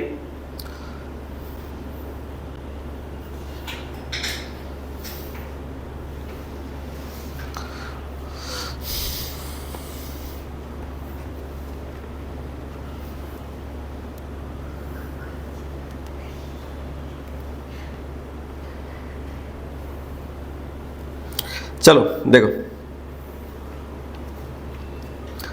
मेरे साथ साथ सब लोग बनाएंगे, ठीक है। जो भी स्टूडेंट्स वीडियो मोड में क्लास को अटेंड कर रहे हो, आप लोग भी कॉपी पेन सब साथ में लेकर रखो, मेरे साथ साथ में आप लोग को भी बनाना है, ठीक है। चलो प्रॉब्लम नंबर 2। सबसे पहले एक बार ना प्रॉब्लम को रीड कर लेते हैं, क्या है प्रॉब्लम, आराम से पहले पढ़ लेते हैं ताकि अपने को क्लैरिटी मिल जाए। VK limited, a manufacturing company, incurred the following expenses during a certain period। एक कंपनी है वीके लिमिटेड बोल के, जो कि मैन्युफैक्चरिंग कंपनी है। ऑब्वियसली कॉस्ट का कैलकुलेशन, कॉस्ट शीट वगैरह मैन्युफैक्चरिंग कंपनी बनाती है। You are required to prepare a statement showing sub division of total cost. आपको क्या करना है, एक स्टेटमेंट बनाना है showing sub division of total cost, जिसमें टोटल कॉस्ट का सब डिवीजन हो। सब डिवीजन मतलब कैटेगरी वाइज डिवीजन। तो अपने कॉस्ट शीट को ही सब डिवीजन बोलते हैं ना, उसमें सारा फैक्ट्री ओवरहेड, ऑफिस ओवरहेड सब रहता है। तो अब देखो यहां पर क्या बोला जा रहा है, materials used on job, wages traceable to jobs. ये क्या है jobs, material used on jobs, wages traceable to jobs. ये बोलने का सिंपल मतलब है ना कि किसी पर्टिकुलर प्रोजेक्ट के ऊपर काम किया जा रहा है। जॉब का मतलब यहां पर क्या है, it represents a particular project. जैसे कि क्या है, मान लो कंस्ट्रक्शन, ठीक है, मान लो कोई एक रियल एस्टेट कंपनी है, कंस्ट्रक्शन कंपनी है, वो किसी बिल्डिंग या कोई एक पर्टिकुलर बिल्डिंग बना रही है, ठीक है। तो अगर कोई बिल्डिंग बना रही है तो यहाँ पर क्या होता है, हर एक प्रोजेक्ट का अपना कॉस्ट आता है। अब मान लो वो एक 3 स्टोरेड बिल्डिंग बना रही है, तो उस बिल्डिंग को बनाने के लिए कितने मटेरियल लगेंगे ना, मटेरियल लगेंगे, लोहे का सरिया लगेगा, जो ब्रिक्स है वो लगेंगे, चिप्स लगेंगे, जो भी चीजें लगती है एक बिल्डिंग के कंस्ट्रक्शन में, सीमेंट विमेंट है ना, सैंड सब कुछ। तो एक बिल्डिंग को बनाने के लिए कितना मटेरियल लगेगा, प्लस कितने लेबर्स लगेंगे बनाने के लिए, जो लोग उसमें एम्प्लॉय करने पड़ेंगे वो कितना लगेगा, अदर खर्चे क्या क्या आएंगे, और भी कई तरह के खर्चे होते हैं वो सारे लगेंगे। तो ये सब जो है किस चीज के लिए लग रहा है, उस पर्टिकुलर प्रोजेक्ट के लिए। जो एक मान लो एक बिल्डिंग है जो यहाँ कस्बा में बन रहा है, तो अपने इस एरिया में सपोज उसका मैंने नाम दे दिया कस्बा प्रोजेक्ट। तो कस्बा प्रोजेक्ट में कितने मटेरियल लग रहे हैं, कितने लेबर लग रहे हैं, और क्या क्या खर्चे लग रहे हैं। हो सकता है सेम कंपनी का कोई दूसरा प्रोजेक्ट भी चल रहा है बड़ा बाजार में, तो वो हो गया सपोज बड़ा बाजार प्रोजेक्ट। तो बड़ा बाजार प्रोजेक्ट में अलग मटेरियल, वो अलग प्रोजेक्ट है, वो हो सकता है बड़ा हो सकता है छोटा हो। तो every single task is a different project और इज अ डिफरेंट जॉब। तो जॉब का मतलब क्या है, कोई पर्टिकुलर प्रोजेक्ट के बारे में यहाँ पर बात हो रही है। तो यहाँ पर वर्ड्स में कंफ्यूज नहीं होना है कि सर यहाँ जॉब वॉब बोल रही है, जॉब वॉब क्या, जॉब वॉब कुछ नहीं है, बस एक प्रोजेक्ट के बारे में बात बोला। डोंट कंफ्यूज है ना विथ ऑल दिस वर्ड्स। तो बेसिकली ये बोलने का मतलब क्या है, यहाँ पर जो रिलेवेंट है वो ये है, मटेरियल यूज्ड, कितना आपने मटेरियल यूज किया वो बता रहा है, ठीक है। वेजेस ट्रेसेबल मतलब कितना आपने वेजेस दिया। Salesman salary, directors fees, carriage inward on raw material. Raw material को लाने के लिए आपको कुछ कैरिज लगा होगा। कैरिज इनवर्ड मतलब रॉ मटेरियल आप जब लेकर आ रहे हो उसके लिए जो भाड़ा लग रहा है, so that is your carriage inward. Carriage outward, हो सकता है कोई कैरिज आउटवर्ड आपका लगा, ठीक है, तो वो कैरिज आउटवर्ड हो गया। अच्छा, कैरिज इनवर्ड कौन से कैटेगरी में जाएगा और कैरिज आउटवर्ड कौन से कैटेगरी में जाएगा, कैन यू क्लासिफाई? और इनडायरेक्ट कॉस्ट में कौन से हेडिंग में? राइट, सेलिंग एंड डिस्ट्रीब्यूशन, ठीक है। तो ये सब सोचना है अपने को, हालांकि मैंने फॉर्मेट में भी लिखाया है पर आपको समझना है। चलो, फैक्ट्री रेंट कौन से कैटेगरी में जाएगा? Factory overhead. Work salary, work overhead and factory overhead both are same, ठीक है, तो ये वही factory overhead. Hire of crane for job number 132, hire of crane जो है ये डायरेक्ट कॉस्ट है, ठीक है। डायरेक्ट कॉस्ट का मतलब क्या होता है, कोई ऐसा कॉस्ट जो किसी पर्टिकुलर प्रोजेक्ट के ऊपर डायरेक्टली लगाया जा रहा है। मतलब it has a direct correlation with a particular project. किसी प्रोडक्शन के लिए, किसी चीज को बनाने के लिए या किसी भी टास्क या प्रोजेक्ट को कंप्लीट करने के लिए जो कॉस्ट डायरेक्टली इन्वॉल्व है उसके बिना होगा नहीं, उसके बिना प्रोजेक्ट कंप्लीट नहीं होगा, उसके बिना प्रोडक्शन कंप्लीट नहीं होगा।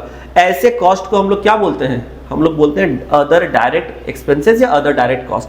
सो ये जो क्रेन है, एक बिल्डिंग बन रही है, 3-4 तल्ले बिल्डिंग बनते हैं, तो तुम लोग देखे होगे कंस्ट्रक्शन में क्या होता है, मान लो कोई ऊंची इमारत बन रही है, 10 तल्ले 20 तल्ले की बिल्डिंग बन रही है, ठीक है, तो वहां पर बहुत सारे जो मटेरियल्स होते हैं उसके लिए वो लोग एक ऐसा ना एलिवेटर टाइप का बनाते हैं, बाहर से रहता है ना, लिफ्ट जैसा रहता है, और एक क्रेन होता है जो टो करता है ऐसे सामान को, देखे वो सब। तो ये सब के बिना क्या लगता है वो बड़ा बड़ा बिल्डिंग बन पाएगा? कोई भी बड़ी कंस्ट्रक्शन होती है उसमें वो सब चाहिए, वो क्रेन के बिना, वो सब के बिना होगा नहीं। तो ये क्या डायरेक्ट कॉस्ट है? Yes, it is direct cost, इसके बिना तो कंप्लीट ही नहीं होगा प्रोजेक्ट। तो ये जो है ये डायरेक्ट कॉस्ट का पार्ट है। कंज्यूमेबल स्टोर्स,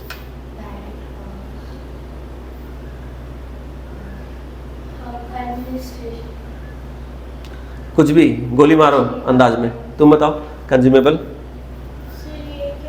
कंज्यूमेबल स्टोर्स का मतलब पता है तुम लोग को?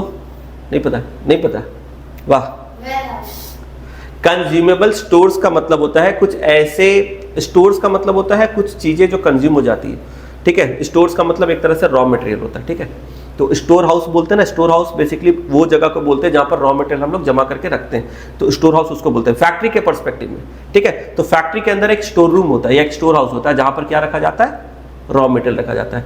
अब रॉ मटेरियल दो तरह के होते हैं, एक रॉ मटेरियल जिससे प्रोडक्ट बनता है, और एक ऐसा रॉ मटेरियल होता है जो प्रोडक्शन के दौरान कंज्यूम हो जाता है। वो प्रोडक्ट को बनाने के लिए नहीं लग रहा है, बल्कि वो प्रोडक्शन के प्रोसेस में कंज्यूम हो जा रहा है। जैसे कि मैंने पिछले दिन बताया था ग्रीस ऑयल या फिर तुम्हारा लिब्रिकेटिंग ऑयल, जब मशीन चलती है तो उसको स्मूथ रनिंग के लिए हम लोग उसमें ग्रीस लगाते हैं, मोबिल लगाते हैं, या फिर उसमें लिब्रिकेटिंग ऑयल लगाते हैं, ताकि स्पीड में, जब क्योंकि एक फैक्ट्री में घंटों घंटों तक मशीन लगातार चलती है, 8 घंटे का शिफ्ट, 9 घंटे का शिफ्ट होता है, कभी कभी किसी फैक्ट्री में डबल शिफ्ट काम हो रहा है, मॉर्निंग में एक शिफ्ट है, इवनिंग में एक शिफ्ट है। इतने देर तक अगर मशीन चलेगी, और हाई वोल्टेज मशीन होती है बड़ी बड़ी, तो उसमें क्या होता है, उसमें मशीन चलने में अगर मान लो अगर लड़खड़ाहट है, मतलब ठीक से चल नहीं रहा, अटक रहा है, तो उसमें एक तो प्रोडक्ट खराब हो सकता है, जो माल बन रहा है वो डिफेक्टिव प्रोडक्ट बनेगा, गड़बड़ हो जाएगा, ये भी नुकसान है, और एक्सीडेंट होने का भी खतरा है ना। कोई वर्कर जो उस मशीन को ऑपरेट कर रहा है उसको भी खतरा हो सकता है। तो इसीलिए मशीन स्मूथली चले, इसीलिए क्या होता है, हर दिन जब फैक्ट्री स्टार्ट होती है, मतलब किसी भी प्रैक्टिकल लाइफ में जब किसी फैक्ट्री में जाओगे तो फैक्ट्री में प्रोडक्शन में क्या होता है ना, सुबह सुबह जब फैक्ट्री स्टार्ट होती है तो पहले जो फैक्ट्री के जो ऑपरेटर्स है, जो मशीन वगैरह चलाते हैं, जो ऑपरेटर है, वो पहले क्या करते हैं, पहले ट्रायल रन करते हैं। ट्रायल रन मतलब पहले मशीन को ऑन करेंगे, ऑन करके मशीन चला के देखेंगे ठीक से चल रहा है कि नहीं, अगर ठीक से नहीं चल रहा है तो उसमें मोबिल तेल थोड़ा सा डालेंगे, लुब्रिकेटिंग ऑयल डालेंगे, कहीं कहीं पर ग्रीस व्रीस लगाएंगे, थोड़ा देखेंगे, उसके बाद 1-2 बार ऐसे बिना रॉ मटेरियल का पहले मशीन को ऐसे घुमाएंगे, जिसको ट्रायल रन बोलते हैं। ये ट्रायल रन वगैरह करके देख लेंगे, हाँ सब कुछ ठीक ठाक चल रहा है, उसके बाद उसमें इनपुट डाला जाता है, ताकि हमारा इनपुट वेस्ट नहीं हो। क्योंकि तुमने मशीन चला दिया, इनपुट डाल दिया, और मान लो फिर मशीन फंस रहा है, अटक रहा है, या कुछ प्रॉब्लम हो रहा है, तो तुम्हारा इनपुट तो वेस्ट हो गया ना। You will have to be accountable, तुमको आंसर देना पड़ेगा प्रोडक्शन मैनेजर को कि बेवकूफ माल क्यों डाले पहले, हाँ 1 लाख रुपए का माल खराब कर दिया, समझ में आ रहा है। तो इसीलिए पहले क्या होता है, एक प्रोसेस में हम लोग को पहले वो सब, तो ये रॉ मटेरियल और ये सब जो चीज है ना, ये सब हम लोग बोलते हैं कंज्यूमेबल स्टोर। कंज्यूमेबल स्टोर का मतलब है वो सारी चीजें जो कंज्यूम हो जाती है। अब जैसे कि ग्रीस या लुब्रिकेटिंग ऑयल, ये हमारा इनपुट नहीं है, इससे प्रोडक्ट नहीं बनता है, लेकिन प्रोडक्ट बनाने के प्रोसेस में ये कंज्यूम हो जाता है। समझ में आ रहा है? नो, फैक्ट्री ओवरहेड, हाँ, इसको हम लोग बोलते हैं इनडायरेक्ट मटेरियल। इसको हम लोग क्या बोलते हैं? Indirect material. देखो एक बार फॉर्मेट में मैं दिखाता हूं। जब ये कॉस्ट शीट का फॉर्मेट जब मैंने बनाया था, तो देखो यहां पर मैंने फैक्ट्री ओवरहेड में दिख रहा है, मैंने यहां पर लिखा था इनडायरेक्ट मटेरियल, देखो दिखा। तो ये जो इनडायरेक्ट मटेरियल है ये क्या है? ये तो वही है कंज्यूमेबल स्टोर्स, ठीक है। चलो इसके बाद wages paid to men on maintenance work, factory overhead, ठीक है। इसके बाद आगे देखते हैं depreciation on plant, factory overhead, क्योंकि प्लांट कहां पर होगा? फैक्ट्री में होगा, तो factory overhead. Depreciation of delivery van,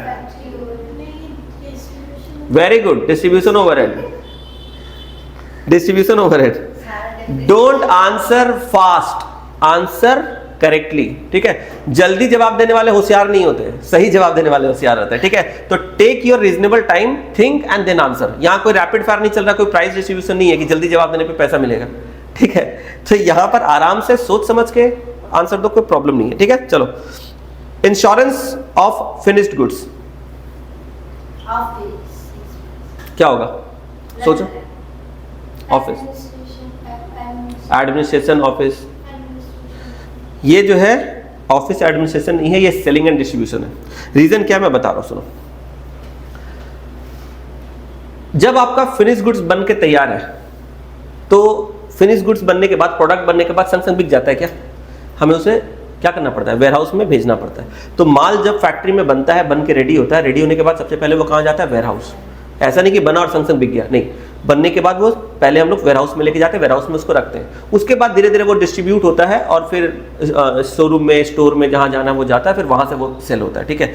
लेकिन वेयरहाउस में जब हम लोग स्टोर करते हैं ना, तो उसको स्टोर करने में भी तो खतरा है, आग लग गया, कोई चोरी डकैती हो गया, होता ना, गोडाउन में माल रखा है लाखों रुपए का, तो आपको क्या करना चाहिए, उसका इंश्योरेंस करा लेना चाहिए। समझ में आ रहा है? तो स्टोर में बड़े बड़े कंपनी के जब आप वेयरहाउस में जाओगे तो लाखों करोड़ों रुपए का स्टॉक पड़ा होता है, तो वो कंपनी क्या करती है, उस पूरे वेयरहाउस का इंश्योरेंस करा लेती है, ताकि कल को किसी भी कारण से अगर स्टॉक डैमेज हो जाए, जैसे मान लो कभी बहुत बड़ा बारिश आ गया, फ्लडेड हो गया, पानी जम गया, स्टॉक खराब हो गया, या मान लो आग लग गया है ना, कुछ भी ऐसा एक्सीडेंटल फायर कैच हो गया, तो इसमें क्या होगा, आपका सामान का नुकसान होगा। तो इंश्योरेंस अगर आपने करा के रखा है तो आपका नुकसान इंश्योरेंस कंपनी दे देगी।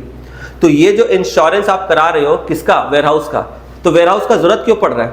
देखो यहाँ पर बोल रहा है इंश्योरेंस ऑफ फिनिश गुड्स, तो बोलोगे सर यहाँ तो वेयरहाउस बोला नहीं, अरे फिनिश गुड्स किधर होगा, फिनिश गुड्स तो वेयरहाउस में ही होगा। तो इंश्योरेंस ऑन फिनिश गुड्स का मतलब ये वेयरहाउस का आपने इंश्योरेंस कराया है जहां पर आपका फिनिश गुड्स पड़ा है, और वेयरहाउस से रिलेटेड कुछ भी होगा वो डिस्ट्रीब्यूशन का पार्ट है। लुब्रिकेटिंग ऑयल, बोलो, इनडायरेक्ट मटेरियल, मतलब ये कहां जाएगा, फैक्ट्री। ये कंज्यूमेबल स्टोर समझ लो एक ही है, ठीक है। चलो, बैड डेट सेलिंग में ले लो अगर लेना है तो, ठीक है। कमीशन टू सेल्समैन, सेलिंग नाम से ही समझ में आ रहा है। Cost of idle time in factory, now tell me what does it mean, cost of idle time in factory, over time, बोलो, ट्राई करो। idle time is not overtime, idle time means you are not doing not exactly free time, right, not exactly free time। idle time means company के perspective से, company के view point से idle time का मतलब होता है unproductive hours, means वो समय जहां पर वर्कर जो है कोई काम नहीं कर रहा है, या फिर कोई काम कर रहा है, ऐसा काम जिसका कंपनी को कोई फायदा नहीं हो रहा है। वर्कर तो कुछ ना कुछ कर रहा होगा ना। आइडल का मतलब ऐसा थोड़ी कि वो वर्कर ऐसे जाके बैठा है फैक्ट्री में, ऐसा थोड़ी होता है, बॉस मिलके डांटेगा उसको, बोले क्या कर रहे हैं, अब बैठने के लिए आया है। तो वर्कर इज नॉट सिटिंग और sleeping in the factory, but whatever activities they are doing, it is not productive to the organization. For example, factory चलो दिखाते हैं, फैक्ट्री गए हो तुम लोग कभी? नहीं गए। देखो फैक्ट्री, देखो दिखा रहे फैक्ट्री। एक फैक्ट्री जो होता है, सपोज इतना बड़ा ये फैक्ट्री है, ये फैक्ट्री का गेट है। यहाँ पर जब फैक्ट्री में जब वर्कर जाता है ना, तो फैक्ट्री एक बहुत बड़ा एरिया होता है, ठीक है, बहुत बड़ा प्रेमाइसेस होता है। इसके अंदर एक एरिया होता है जहाँ पर एक्चुअली में प्रोडक्शन प्रोसेस चल रहा है। पूरे फैक्ट्री में हर जगह प्रोडक्शन नहीं होता है, फैक्ट्री एक बहुत बड़ा एरिया होता है, उसके अंदर एक एरिया होता है, इसको बोलते हैं प्रोडक्शन एरिया, जहाँ पर मशीनरी प्लांट ये सब लगा रहता है। यहीं पर एक्चुअली में मैन्युफैक्चरिंग हो रही है, यहीं पर प्रोडक्शन हो रहा है। इसके पहले बहुत सारे और भी चीजें होती है फैक्ट्री के अंदर, सिर्फ प्रोडक्शन नहीं होता, और भी बहुत चीजें होती है। तो जितने भी लोग यहाँ पर फैक्ट्री में जाते हैं वर्कर्स, मान लो सुबह सुबह इमेजिन करो फैक्ट्री में सायरन बजा, सायरन समझते हो ना, भोपू बजता है, और सारे फैक्ट्री में सारे वर्कर लोग जा रहे हैं साइकिल लेकर। तो कभी देखे हो गाँव ग्राम में साइकिल में जाते हैं? कुछ देखे नहीं है तुम लोग? तो फैक्ट्री में सुबह सुबह 8 बजे 9 बजे फैक्ट्री जब स्टार्ट होती है प्रोडक्शन, तो एक सायरन जैसा बजता है, बड़ा सा एक हॉर्न होता है, काफी दूर तक आवाज जाता है। गाँव ग्राम में कभी जाओगे तो मिलेगा, तुम लोग शहर की लड़की हो, ठीक है। तो वहाँ फैक्ट्री में जैसे वो वर्कर, वो जो भोपू बजता है ना, तो सारे वर्कर्स लोग को पता है ये टाइम, सभी लोग जाते हैं। ज़्यादातर गांव में साइकिल से वर्कर्स जाते हैं, क्योंकि दूर दराज में वहाँ तो उतना कोई ट्रांसपोर्ट का ये नहीं रहता है, तो ज़्यादातर वर्कर साइकिल लेकर आते हैं। तो यहाँ पर एक साइकिल सेट होता है, सभी वर्कर्स लोग जाते हैं, साइकिल अपने यहाँ पर लगाते हैं। साइकिल से जा रहे हैं तो हंड्रेड्स ऑफ साइकिल्स एक फैक्ट्री में मान लो जैसे होता है ना, जैसे एक बड़े किसी ऑफिस में, किसी कॉर्पोरेट ऑफिस में जाओगे तो वहाँ बहुत सारे लोग बाइक से आ रहे हैं, बहुत सारे लोग गाड़ी से आ रहे हैं, कार से आ रहे हैं, तो वहाँ पर पार्किंग फैसिलिटी होना बहुत जरूरी है। इसीलिए किसी भी ऑफिशियल जगह पे चले जाओ तुम देखो पार्किंग लॉट तुमको मिलेगा, क्योंकि there are so many office workers जो 2 व्हीलर या 4 व्हीलर ड्राइव करके आ रहे हैं, तो पार्किंग का फैसिलिटी नहीं रहेगा तो ऑफिस में लोग आएंगे कैसे। इसी तरह से जो फैक्ट्रीज होती है वो ज्यादातर रिमोट एरियाज में या गाँव ग्रामीण क्षेत्र में होते हैं, तो ग्रामीण क्षेत्र में क्या है कि उतना ट्रांसपोर्ट और बस और हर चीज का फैसिलिटी होता नहीं है, तो ज्यादातर जो वर्कर दूर दराज से आते हैं, कोई कच्चे रास्ते से आ रहे हैं, तो सभी लोग अपना साइकिल रखते हैं। तो फैक्ट्री के अंदर एक जगह होता है जहां साइकिल रखने को साइकिल स्टैंड बना रहता है। इसको तो सबसे पहले वर्कर यहाँ आते हैं, ध्यान से देखना, वर्कर यहाँ आते हैं, यहाँ पर अपना जाके साइकिल लगाते हैं। साइकिल लगाने के बाद क्या करते हैं तुम लोग, सर क्या करेंगे, जाके मैन्युफैक्चरिंग करेंगे, प्रोडक्ट बनाएंगे? नहीं, सीधा साइकिल लगने के बाद वो लोग प्रोडक्ट बनाने नहीं चले जाते हैं, साइकिल लगाते हैं, साइकिल लगाने के बाद वो लोग फिर एक दूसरे डिपार्टमेंट में जाते हैं। यहाँ पर जाके क्या करते हैं, यहाँ पर जाके वो रेडी होते हैं फैक्ट्री में जाने के लिए, ग्लव्स पहनते हैं, हैट पहनते हैं, बूट पहनते हैं, वेल्डिंग टाइप का डेंजरस काम है तो वो लोग एक ग्लास टाइप का एक आता है, वो आंख में एक चश्मा नहीं बोलते, मतलब एग्जैक्टली एक वेल्डिंग ग्लास जैसा देखे ना तुम लोग, एक वैसा ग्लास रहता है, क्योंकि फैक्ट्री का जो प्रोडक्शन एरिया होता है ना, that is a very dangerous area, और industry to industry, sector to sector वो डिपेंड करता है कि कितना ज्यादा खतरा है, पर ये खतरनाक जगह होता है क्योंकि बहुत सारे बड़े बड़े मशीन्स होते हैं, बहुत उसमें मतलब ना जो ऑपरेशन है वो काफ़ी खतरा होता है, तो सारे ड्यू प्रिकॉशंस लेके वहाँ पर जाना पड़ता है, कुछ सामान गिर विर में नहीं जाए क्योंकि पूरा मतलब बहुत भयंकर एक्सीडेंट हो जाएगा, तो उन लोग को प्रॉपर फैक्ट्री के अंदर एक हैट दिया जाता है, तो एक हेलमेट की तरह होता है, वो हैट पहनते हैं, हेलमेट पहनते हैं, फिर ग्लव्स होते हैं, रबड़ के बूट्स होते हैं, क्योंकि जरा सा भी कुछ चीज़ अगर पैर वैर में धंस गया तो प्रॉब्लम हो जाएगा, तो सारे वर्कर्स को वो सारा चीज़ पहले पहनना पड़ता है, कपड़े के ऊपर से वो लोग वो सारा चीज़ पहन लेते हैं, बूट वगैरह। तो यहाँ से जब वर्कर साइकिल वगैरह लगाते हैं तो इधर जाते इधर जाके रेडी होते हैं, ठीक है, बूट पहने, हैट लगाए, सारा चीज़ रेडी वेडी करके फिर वो लोग क्या करते हैं, यहाँ से फिर जाते हैं प्रोडक्शन एरिया में काम करने के लिए। प्रोडक्शन एरिया में जब काम करेंगे तो काम करने के बाद जैसा कि मैंने बताया, पहले क्या करेंगे, मशीन चालू करेंगे, थोड़ा तेल डालेंगे, मोबिल डालेंगे, चला वला के देखेंगे ठीक चल रहा है नहीं चल रहा है, ये सब काम करेंगे, उसके बाद देखेंगे सब कुछ ओके है, फिर प्रोडक्शन चालू होगा। फिर 1-1.5 घंटा, 2 घंटा, 3 घंटा प्रोडक्शन होने के बाद फिर होगा लंच ब्रेक। तो लंच ब्रेक में फिर क्या करेंगे, यहाँ पर ये लोग आएंगे, ये है कैंटीन एरिया। फैक्ट्री के अंदर वर्कर्स के खाने के लिए क्या होता है, एक कैंटीन एरिया होता है, वहाँ पर बेंचेस वगैरह टाइप के लगे होते हैं, तो ये सारे वर्कर जैसे ही लंच का टाइम होगा, घंटी बजेगा, ये सारे लोग यहाँ से आएंगे, आकर अपने साइकिल सेट में जाएंगे, क्योंकि टिफिन का डब्बा ये लोग घर से लेके आते हैं, तुम लोग की तरह थोड़ी सब अमीर है जो कैंटीन में जाके खरीद के खाएंगे। तो कैंटीन एरिया बेसिकली क्या होता है, एक सिटिंग एरिया होता है, सिटिंग अरेंजमेंट होता है, बेंचेस वगैरह होते हैं, वहाँ पर थोड़ा बहुत खाने पीने का स्नैक्स, चाय वगैरह रहता है, पर बेसिकली जो दोपहर का खाना लंच होता है वो लोग टिफिन में अपना डब्बे में लेकर आते हैं। तो साइकिल सेट में जाएंगे, साइकिल में सब अपना अपना टिफिन लेके आएगा, और फिर यहाँ से वो जाएगा यहाँ पर लंच एरिया में जाकर टिफिन उफिन करेगा, लंच करेगा, चाय पानी पीना है वो पिएगा, आधा घंटे 1 घंटे का जो टाइम मिलता है, ब्रेक मिलता है, ये उसका लंच ब्रेक है। 1 घंटे का मान लो लंच ब्रेक है, तो 1 घंटे के लंच ब्रेक में वो क्या करेगा, खाना वाना खाएगा, बातचीत करेगा, कथा कहानी करेगा, इधर सुस्ताएगा, समझ में आ रहा ना, आलस करेगा, फिर देखेगा फिर से लंच ब्रेक खत्म, जैसे तुम लोग का स्कूल में टिफिन होता था वैसे ही, तो जैसे लंच ब्रेक खत्म होगा वापस ये लोग फैक्ट्री में आ जाएगा, फिर से काम लगेगा, ठीक है। फिर इसके बाद शाम को छुट्टी, शाम को मान लो कि 6 बजे बंद करने का टाइम है, मतलब वर्किंग आवर क्लोज हो रहा है, तो जैसे ही 6 बजने में 15 मिनट बाकी रहेंगे ना, वर्कर लोग काम बंद कर देंगे।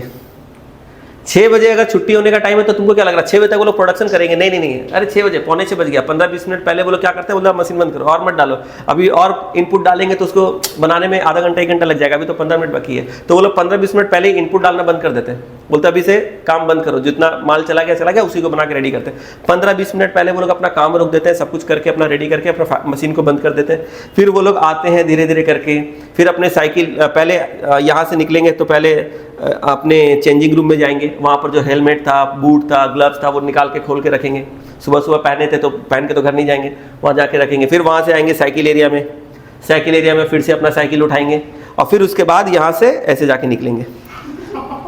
तुम लोग बोलोगे सर आप पहले वर्कर थे क्या? इतना डिटेल में आप बता रहे हो।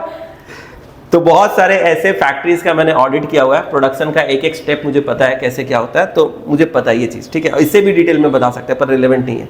तो ये जो पूरा एक चीज़ समझो, ये पूरा स्टोरी मैंने क्यों समझाया, इसका यहाँ पर क्या रिलेवेंस है।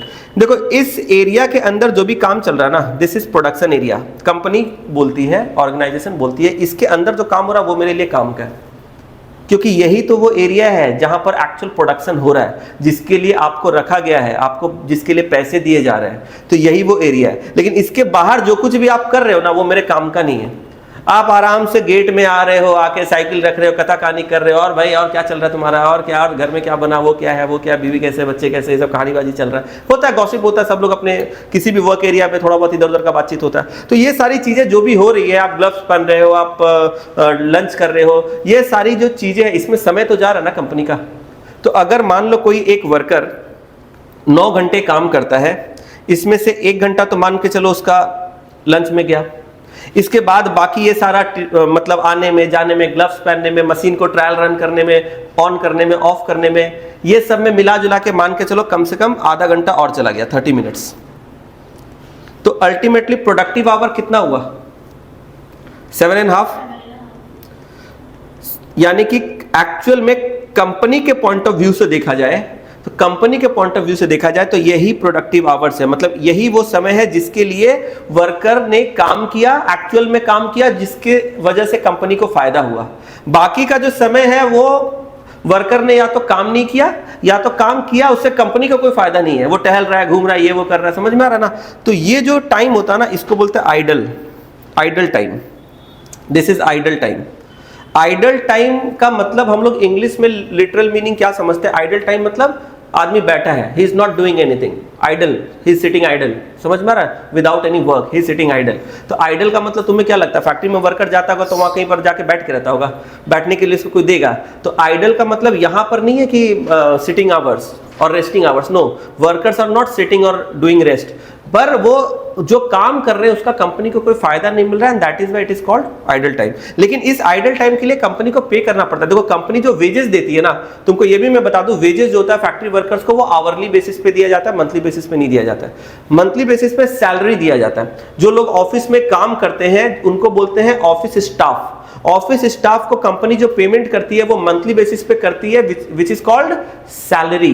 लेकिन फैक्ट्री में जो लोग काम करते हैं उनको स्टाफ नहीं बोलते, उनको वर्कर्स बोलते हैं। और वर्कर्स को जो पेमेंट दिया जाता है उनको बोलते हैं वेजेस। और वेजेस जो होता है वो बेसिकली क्या होता है? डेली बेसिस पे किया जाता है, जिसको हिंदी में हम लोग बोलते हैं दिहाड़ी। तुम लोग सुने हो क्या? नहीं, तुम लोग सब इंग्लिश मीडियम वाले हो, ठीक है। दिहाड़ी मतलब होता है डेली वेजर्स। डेली वेजर्स मतलब हर दिन काम करते हैं, हर दिन उनको पैसा मिलता है, ठीक है, उसको बोलते हैं डेली वेजर्स, ठीक है। तो जो वर्कर्स होते हैं उनको डेली बेसिस पे वेजेस मिलता है, और ये आवर के बेसिस पे मिलता है। मतलब जितना घंटा काम करेगा उतना घंटा का उसको पैसा मिलेगा। जैसे फॉर एग्जांपल मान लो कि 100 रुपीज पर आवर अगर उसको वेजेस मिलता है, वेज रेट, इसको क्या बोलते हैं? Wage rate. वेज रेट कितना है? Suppose 100 rupees per hour. तो अगर 100 रुपीज पर आवर वेज है तो वर्कर को कितना वेज मिलेगा? कंपनी बोलेगी कि 7.5 घंटा ही आपका प्रोडक्टिव आवर है, हम आपको 750 रुपया देंगे 100 रुपीज पर आवर। वर्कर क्या बोलेगा? बोला ठीक है, कल से हम आएंगे ही नहीं, आप अपना मशीन और फैक्ट्री लेके ना आप आरती उतारो। ऑब्वियस बात है, वर्कर बोलेगा मालिक हम क्या करें, हम नाश्ता नहीं करें, खाना नहीं खाए, ग्लव्स नहीं पहने, साइकिल नहीं लगाए, अरे ये जो सारा एक्टिविटी है इसका बात सही है, ये अनप्रोडक्टिव है, इसका आपको फायदा नहीं मिल रहा है, लेकिन ये तो करना हुआ, ये तो अनअवॉइडेबल है। मैं गेट में घुसूंगा, आपका यहां से लेकर यहां का जो डिस्टेंस है ये आपका 1/2 किलोमीटर है। फैक्ट्री तो बहुत बड़ा होता है ना, मेन गेट जो होता है फैक्ट्री का, जो मेन एंट्री गेट होता है, वहां से लेकर जो प्रोडक्शन एरिया होता है काफी दूर होता है। तो पैदल चल के जाने में ही 15 मिनट लग जाएगा। बोलेगा क्या बात करो सर, आपका मेन गेट से जाने में 15 मिनट लगता है, आने में 15 मिनट लगता है, कैंटीन आपका जाने में 10 मिनट लगता है, काफी बड़ा एरिया होता है। तो वर्कर लोग बोलेगा यार गजब आप बात कर रहे हो, मैं तो जितना बजे सुबह 9 बजे आना था फैक्ट्री में, मैंने एंट्री कर लिया 9 बजे। उसके बाद साइकिल रखने में, ग्लव्स रखने में भीड़ होता है, सारे 200-500 वर्कर है, सब फैक्ट्री लगा रहे हैं, सब लोग ग्लव्स पहन रहे हैं, टाइम लगता है ये सब में, होता है कि नहीं? तो ये सब में 1-1.5 घंटा वेस्ट हो गया, तो इसमें मेरी क्या गलती है? आप मेरे को 7.5 घंटा का पैसा क्यों दे रहे हो? आप मेरे को पूरा 9 घंटा का। और ये लॉजिकल है, ऑब्वियस बात है। जितना बजे उसने फैक्ट्री में एंट्री किया और जितना बजे वो फैक्ट्री से एग्जिट कर रहा है वो पूरा वर्किंग आवर होता है। तो मान लो उसका 9 घंटे का वर्किंग है, मान लो सुबह 9 बजे वो एंट्री करता है और शाम को 6 बजे वो निकलता है। तो 9 बजे से लेकर शाम के 6 बजे तक 9 घंटा वो फैक्ट्री में है, तो उसको 9 घंटे का वेजेस मिलना चाहिए। समझ में आ रहा है? लेकिन कंपनी के एंगल से कंपनी क्या बोलेगी कि 9 घंटे का वेजेस तो हम दे रहे हैं 100 रुपया के हिसाब से, 900 रुपया, 100 रुपया पर घंटे के हिसाब से कितना हो रहा है? 9 घंटे का 900 रुपया, लेकिन ये काम कर रहा है सिर्फ 7.5 घंटा, यानी कि 750 रुपए का खाली काम कर रहा है। यानी 150 रुपया 1.5 घंटे का जो है वो आइडल टाइम वेजेस है। यानी कि मैं दे तो रहा हूं पर उसका मेरे को कोई बेनिफिट नहीं मिल रहा। कंपनी के एंगल से सोचो कि कंपनी 1.5 घंटे का पैसा तो दे रही है पर उस 1.5 घंटे का कोई बेनिफिट उसको नहीं मिल रहा है। सो this is called idle time, cost of idle time. Now you understood what is the meaning of cost of idle time. देखो एक तरीका होता है पढ़ने का कि फॉर्मेट याद कर लो, आइटम बस पुट कर दो, रट्टा ज्ञान, मैकेनिकल स्टडी। और एक होता है कि each and every single word which you are studying और which you are writing you must know all this things. कोई तुमसे पूछ ले चला के कि इसका क्या मतलब है तो तुम ऐसे समझा दो कि लगे कि हाँ बच्चा पढ़ा है। हर एक सिंगल वर्ड तुमको पता होना चाहिए। तो अच्छा, ऑडिटर्स फीस, ऑडिटर्स फीस किस कैटेगरी में? Office and administration. Dividend paid, dividend paid will not come, इसका लॉजिक मैं बताता हूं थोड़ी देर में, ठीक है। चलो इसके बाद लाइटिंग ऑफ शोरूम, हाँ डिस्ट्रीब्यूशन, ठीक। एक्चुअली डिस्ट्रीब्यूशन नहीं, सेलिंग का पार्ट है पर ठीक है, एक ही कैटेगरी है, selling and distribution comes under the same category, ठीक है। चलो इसके बाद ऑफिस सैलरी एंड एक्सपेंसेस, ठीक है। इनकम टैक्स नहीं आएगा। अब ध्यान से देखना, डिविडेंड पेड और इनकम टैक्स, ये दोनों में क्या डिफरेंस है। डिविडेंड का मतलब आप लोग को पता ही है, कोई भी कंपनी जो भी प्रॉफिट कमाती है उस प्रॉफिट का कुछ पार्ट वो अपने शेयर होल्डर्स में डिस्ट्रीब्यूट करती है, और इसी को हम लोग क्या बोलते हैं? डिविडेंड। यानी डिविडेंड मतलब प्रॉफिट जो शेयर होल्डर्स में बट रहा है, डिवाइड कर रहा है, ठीक है, उसको डिविडेंड बोलते हैं। तो डिविडेंड तो कंपनी की प्रॉफिट है जो कंपनी अपने शेयर होल्डर्स को दे रही है। तो कंपनी शेयर होल्डर को जो डिविडेंड दे रही है उसका पैसा अपने कस्टमर से वसूल करेगी, उसको कॉस्ट में ऐड कर देगी। तुम खुद ही सोचो, ऑब्वियसली नॉट। इसी तरीके से इनकम टैक्स, बिजनेस में जो कंपनी ने इनकम कमाया सरकार उससे टैक्स ले रही है, कंपनी की जो इनकम हो रही है गवर्नमेंट उसे टैक्स ले रही है। कंपनी का मैनेजर बोलेगा अच्छा सरकार को जो टैक्स दिए थे वो कंज्यूमर से वसूल करेंगे, इसको चलो कॉस्ट में ऐड कर दो। Is it logical? आप सरकार को अपने कमाई पे टैक्स दे रहे हो, वो टैक्स का वसूली आप अपने कस्टमर से थोड़ी करोगे, तो इनकम टैक्स आप अपने कॉस्ट में इंक्लूड नहीं करोगे। कोई लॉजिक नहीं है, कोई सेंस नहीं है, समझ में आ रहा है? डिविडेंड आप जो अपने शेयर होल्डर को दे रहे हो उसको भी आप अपने कॉस्ट में इंक्लूड नहीं करोगे। अननेसेसरी आपका क्या हो जाएगा? कॉस्ट इंक्रीज हो जाएगा। कॉस्ट इंक्रीज हो जाएगा तो अल्टीमेटली ऑर्गेनाइजेशन का प्रॉफिट कम हो जाएगा और कोई सेंस भी नहीं बनता है। तो अब इस प्रॉब्लम में जितने भी आइटम्स थे हमने हर एक आइटम को अच्छे से पढ़ लिया, समझ लिया। अब हमें क्या करना है? फटाफट अपना कॉस्ट शीट बनाना है। तो चलो अब हम लोग कॉस्ट शीट बनाते हैं। ये मैं डिलीट कर देता हूँ फैक्ट्री का पूरा डायग्राम। चलो मेरे साथ साथ बनाना है। कंपनी का नाम क्या है? VK limited. जिस तरीके से बना रहे हैं बिल्कुल इसी तरीके से तुम लोगों को बनाना है। हेडिंग दे दो वीके लिमिटेड। इसके बाद हम लोग क्या लिखेंगे? Statement of cost. Statement of cost के बाद यहां पर हम लोग लिखेंगे पीरियड। पीरियड में यहाँ पर क्वेश्चन में कुछ दिया नहीं है तो इसको ब्लैंक छोड़ देना। अगर क्वेश्चन में कुछ दिया रहेगा जैसे कौन से पीरियड का बना रहे हो, जनवरी, फरवरी, मार्च, जिस भी मंथ का बना रहे हो वो लिख देना। अगर क्वेश्चन में कुछ नहीं दिया रहेगा तो ऐसे ब्लैंक छोड़ देंगे, ठीक है। अब इसके बाद हम लोग क्या करेंगे? हेडिंग देंगे। पहला कॉलम होगा पर्टिकुलर्स, अंडरलाइन। इसके बाद जनरल फोलियो, लेजर फोलियो सब कुछ नहीं होता यहाँ पर। इसके बाद सीधा लिखेंगे अमाउंट का 2 कॉलम, अमाउंट, रुपीज का साइन, अगेन अमाउंट, रुपीज का sign. So this is all about format. हो गया, ठीक है। मैं ड्रॉ नहीं कर रहा हूं लाइन, तुम लोग अपने हिसाब से कर लेना, ठीक है। अब हम लोग क्या करेंगे? इसमें सारे आइटम्स को पुट करेंगे। अब एक एक करके देखते हैं। सबसे पहले क्या है? देखो सबसे पहला आइटम है मटेरियल यूज्ड। मटेरियल यूज्ड मतलब ये क्या है?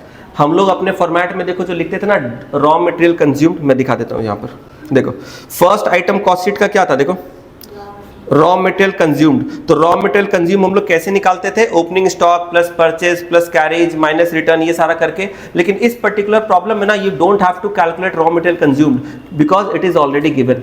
तो ये जो पूरा पार्ट है ना, ये कहाँ गया?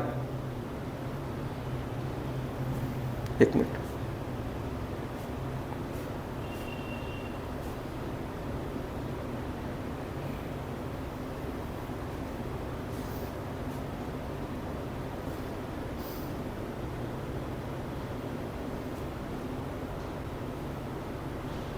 एक मिनट रुकना।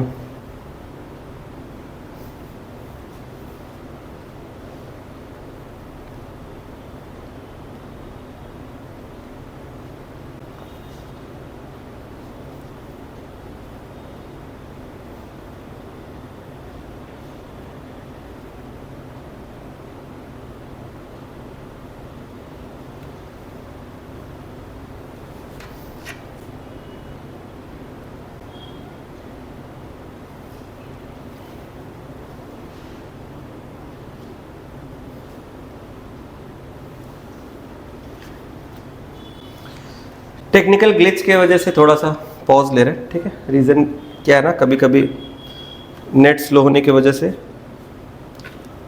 हाँ चलो अभी सब कुछ ठीक है। तो देखो यहाँ पर सबसे पहला चीज जो हम लोग कैलकुलेट करते हैं वो है रॉ मटेरियल कंज्यूम्ड। ये हमें तब कैलकुलेट करना पड़ता है अगर गिवन नहीं होता है। पर रॉ मटेरियल कंज्यूम्ड का मतलब क्या होता है? रॉ मटेरियल कंज्यूम मतलब कितना रॉ मटेरियल लगा, कंज्यूम हुआ। तो यहाँ तो क्वेश्चन में देखो ऑलरेडी दिया हुआ है, क्वेश्चन में दिया हुआ मटेरियल यूज्ड।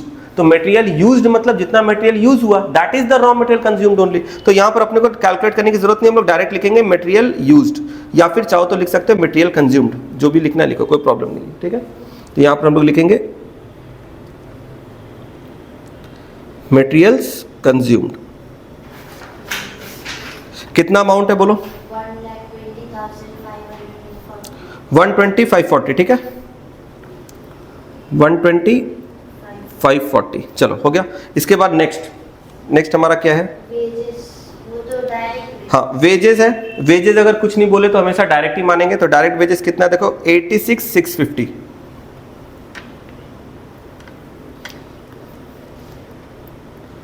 डायरेक्ट वेजेस लिखो या डायरेक्ट लेबर लिखो, बात एक ही है।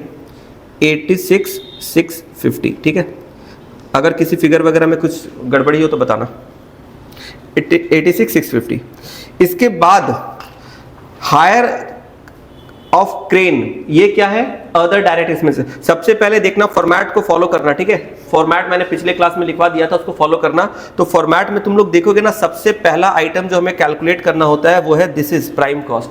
First of all we have to calculate prime cost. और प्राइम कॉस्ट के लिए हमें तीन चीजें चाहिए, raw material consumed, direct wages and direct expenses. ये तीन चीज हमें चाहिए। ये तीन चीज में से पहला तो दिया हुआ था, दूसरा डायरेक्ट वेजेस भी दिया हुआ था। अब अदर डायरेक्ट एक्सपेंसेस देखना है। तो अदर डायरेक्ट एक्सपेंसेस ना, क्वेश्चन में डायरेक्टली ऐसा बोलेगा नहीं other direct expense. You will have to understand and identify कि कौन सा अदर डायरेक्ट एक्सपेंस है। जैसे कि मैंने इस प्रॉब्लम में क्या बोला, ये जो है higher charges of crane, this is other direct expenses, ठीक है। और कुछ है क्या, एक बार देख लो तो। वो लेने की जरूरत नहीं है, वो लेस नहीं हो। नहीं, वो तब लेस होता जब हम लोग देखो। हाँ एक अच्छा क्वेश्चन है, कैरिज इनवर्ड, ये तब हम लोग लेते अगर हम लोग रॉ मटेरियल कंज्यूम कैलकुलेट कर रहे होते। देखो ध्यान से, इस फॉर्मेट में ध्यान से देखो। अगर मान लो प्रॉब्लम के अंदर रॉ मटेरियल कंज्यूम अलग से दिया नहीं होता, हमें कैलकुलेट करना पड़ता। तो अगर हमें रॉ मटेरियल कंज्यूम कैलकुलेट करना पड़ता तो हम लोग क्या करते, opening stock of raw material लेते, उसमें purchase of raw material add करते, और कैरिज ऑन परचेज, यानी this is the same thing, carriage inward. तो कैरिज इनवर्ड या कैरिज ऑन परचेज को हम लोग क्या करते, ऐड करते, अगर हम लोग ये कैलकुलेशन कर रहे होते। लेकिन अगर क्वेश्चन में बोल दिया मटेरियल कंज्यूम्ड, यानी कि ये सारा कैलकुलेशन वो लोग करके हमें फाइनल फिगर दे रहे हैं। जब वो खुद ही करके दे रहे फाइनल फिगर, तो हम लोग उसमें और कुछ इंक्लूड नहीं करेंगे, even though it is given in the problem. तो क्वेश्चन में वो दिया है कंफ्यूज करने के लिए, पर तुमको कंफ्यूज नहीं होना है, वो ऑलरेडी इसमें इंक्लूडेड है, ठीक है। चलो, तो हायर चार्जेस ऑफ क्रेन 1300, तो यहां पर मैं लिख देता हूं अदर डायरेक्ट एक्सपेंसेस। अब अदर डायरेक्ट एक्सपेंस तो कई तरह के हो सकते हैं, तो मैं समझाने के लिए क्या करता हूं, लिख देता हूं हायर चार्जेस ऑफ क्रेन, ठीक है। कितना था, 1300 ना। अब इनका हम लोग टोटल करेंगे, कितना आ रहा है एक बार बताना, कैलकुलेटर है किसी के पास?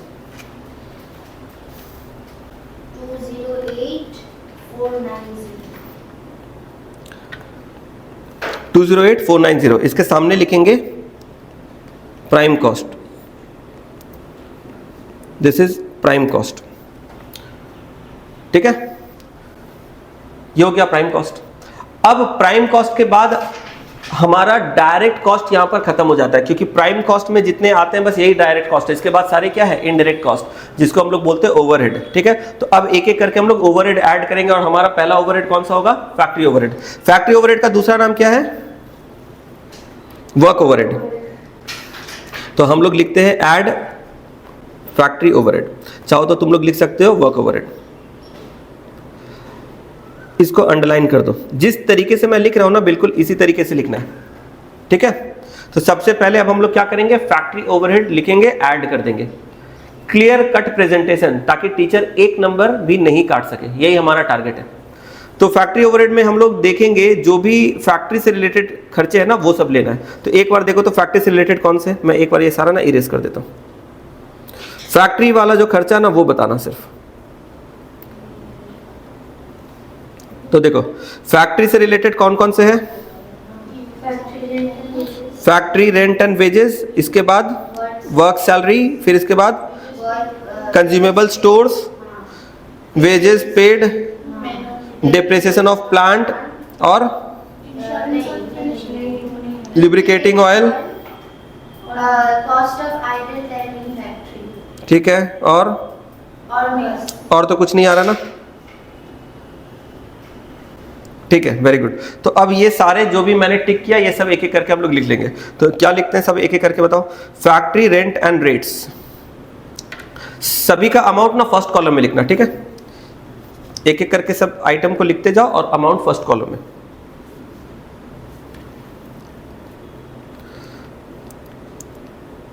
Factory rent and rates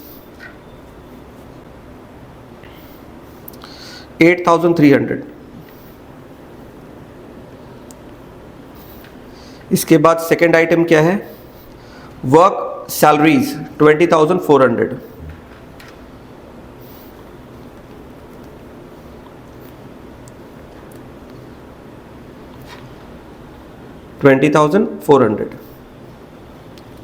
next item consumable stores 340।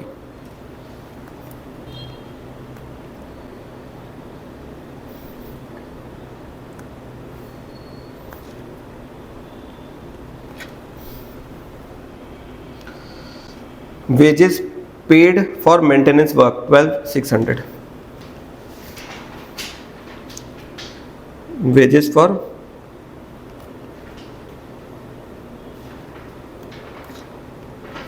कितना था 12,600।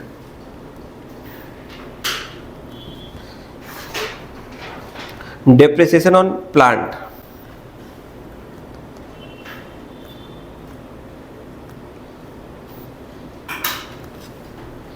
3,800। इसके बाद क्या है, लुब्रिकेटिंग ऑयल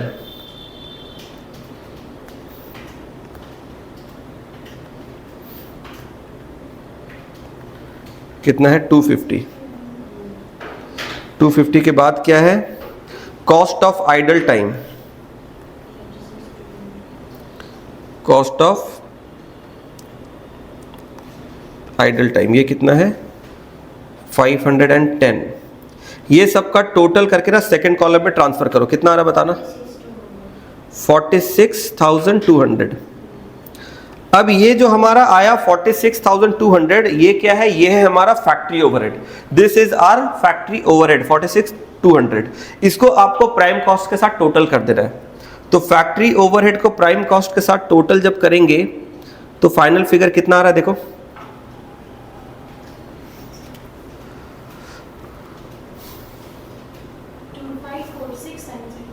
254690। ठीक है ना, इसे हम लोग बोलते हैं फैक्ट्री कॉस्ट या वर्क कॉस्ट। तो इसके सामने हम लोग यहां पे लिखेंगे फैक्ट्री कॉस्ट, कोई एक नाम दे देना। अगर हेडिंग हम लोग फैक्ट्री ओवरहेड दे रहे हैं तो यहां पर फैक्ट्री कॉस्ट लिख देना। अगर हेडिंग में हम लोग वर्क ओवरहेड लिखते हैं तो यहां पर क्या लिखेंगे वर्क कॉस्ट। ठीक है, चलेगा, दोनों में कोई प्रॉब्लम नहीं है।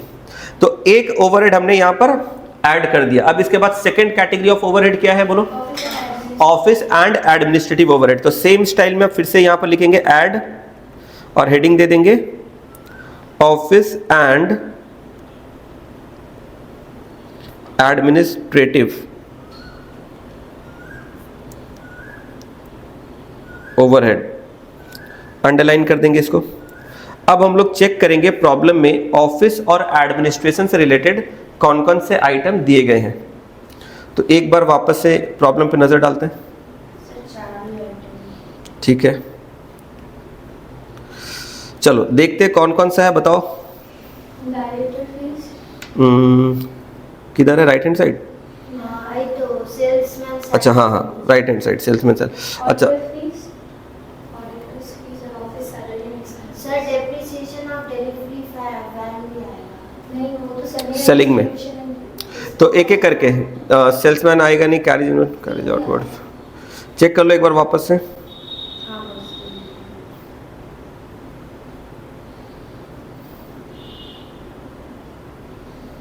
बस यही है ना? ठीक है, चलो। तो हम लोग को यहाँ 3 आइटम लेना है, डायरेक्टर फीस, ऑडिटर्स फीस और ऑफिस सैलरी एंड एक्सपेंसेस। ठीक है, ये 3 आइटम बस हमें लेना है। ये और ये। तो एक एक करके लिखते हैं। Director fees 10,000, again first column में लिखेंगे। ठीक है, डायरेक्टर्स फीस 10,000, इसके बाद auditor fees 3,800,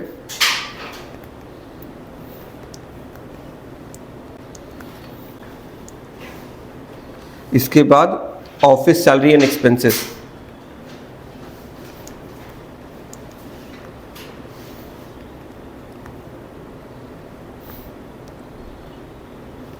office salary and expenses कितना? 7,000।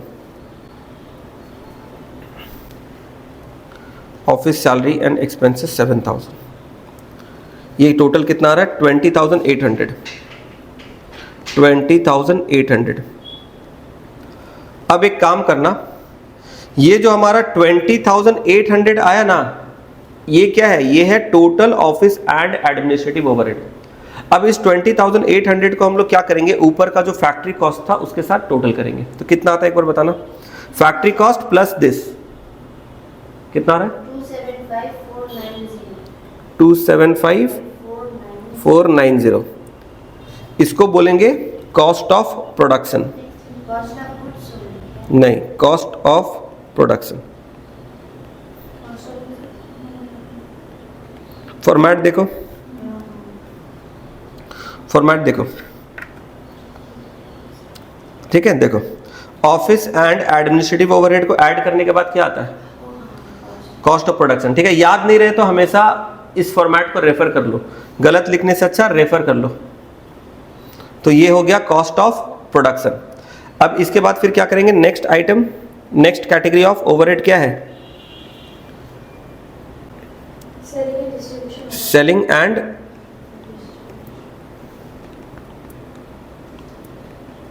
Distribution overhead.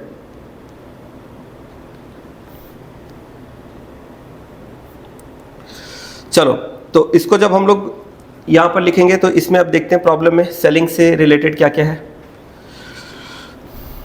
एक तो ऊपर दिख रहा है सेल्समैन सैलरी, इसके बाद कैरिज आउटवर्ड गुड, हाँ yes, depreciation of delivery vans, ठीक है, commission of salesman, lighting of showroom, right, correct. इतना सारा आइटम। ठीक है, चलो तो एक एक करके लिखते हैं। सेल्समैन सैलरी 15,100,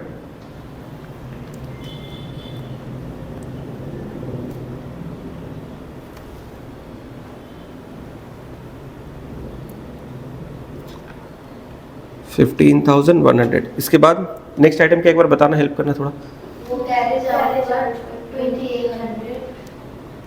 कैरिज आउटवर्ड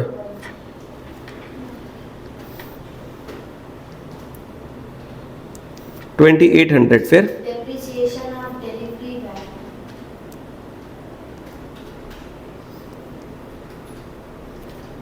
कितना?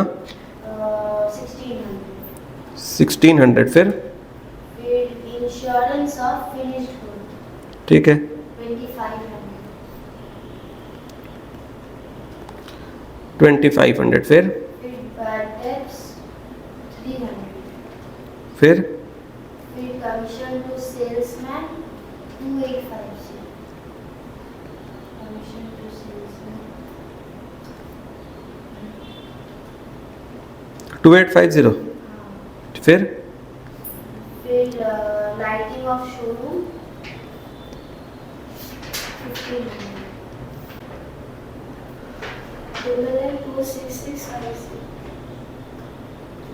लाइटिंग ऑफ शोरूम कितना? अच्छा, और कुछ है? टोटल कितना हो रहा है? 26650। तो ये 26650 ये क्या है? This is total selling and distribution overhead. ठीक है, अब इसको क्या करेंगे? ऊपर कॉस्ट ऑफ प्रोडक्शन से ऐड करेंगे। कितना आ रहा है एक बार टोटल ऐड करने के बाद?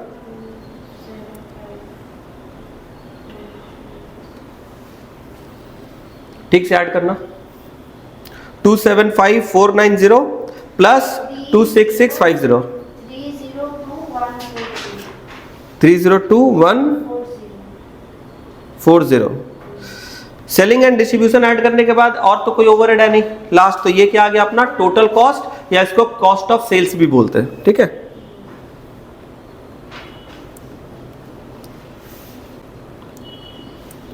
Cost of sales.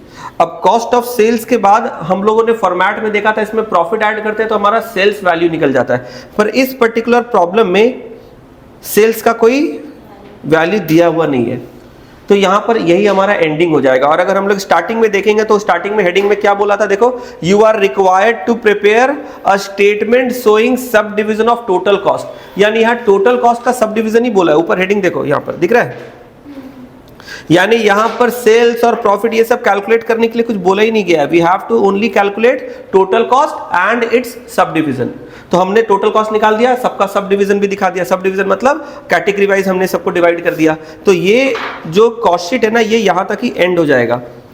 ठीक है, अब तुम लोग बोलोगे सर आपने तो फॉर्मेट में प्रॉफिट और सेल्स लिखाया था। हाँ, नॉर्मल फॉर्मेट वही होता है, लेकिन अगर डेटा नहीं दिया हुआ है तो हम लोग क्या करेंगे, यहाँ इसी को एंड कर देंगे। तो this is the cost sheet.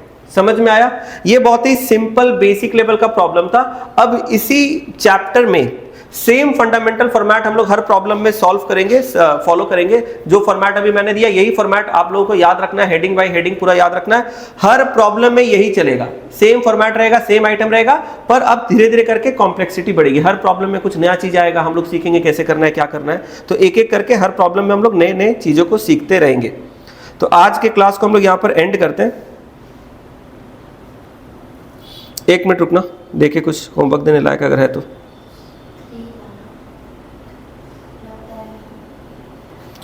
Problem number 3 आप लोग ट्राई करना घर पे। प्रॉब्लम नंबर 3, ठीक है, घर पे ट्राई करना प्रॉब्लम नंबर 3। और नेक्स्ट क्लास में मैं एक बार चेक कर लूंगा। चेक करने के बाद अगर हो गया सब कुछ ठीक तो ठीक है, अदरवाइज जो करेक्शन होगा करवा देंगे, फिर आगे बढ़ेंगे। ठीक है, वीडियो क्लास वालों आप लोग रेगुलर क्लास अटेंड करो। जो भी मैं होमवर्क असाइनमेंट दे रहा हूं आप लोगों को भी रेगुलर करना है घर पे। अदरवाइज ये प्रैक्टिकल सब्जेक्ट है, अगर प्रैक्टिस नहीं करोगे, कॉन्सेप्चुअल क्लैरिटी नहीं रहेगी, एग्जाम में आपसे नहीं बनेगा। एग्जाम में कैलकाटा यूनिवर्सिटी में प्रॉब्लम्स काफी घुमा फिरा कर देते हैं। तो प्रैक्टिकल में अगर अच्छा नंबर लाना है, you need practice and conceptual clarity. आज के क्लास को एंड करते हैं। Thank you so much, bye bye, take care.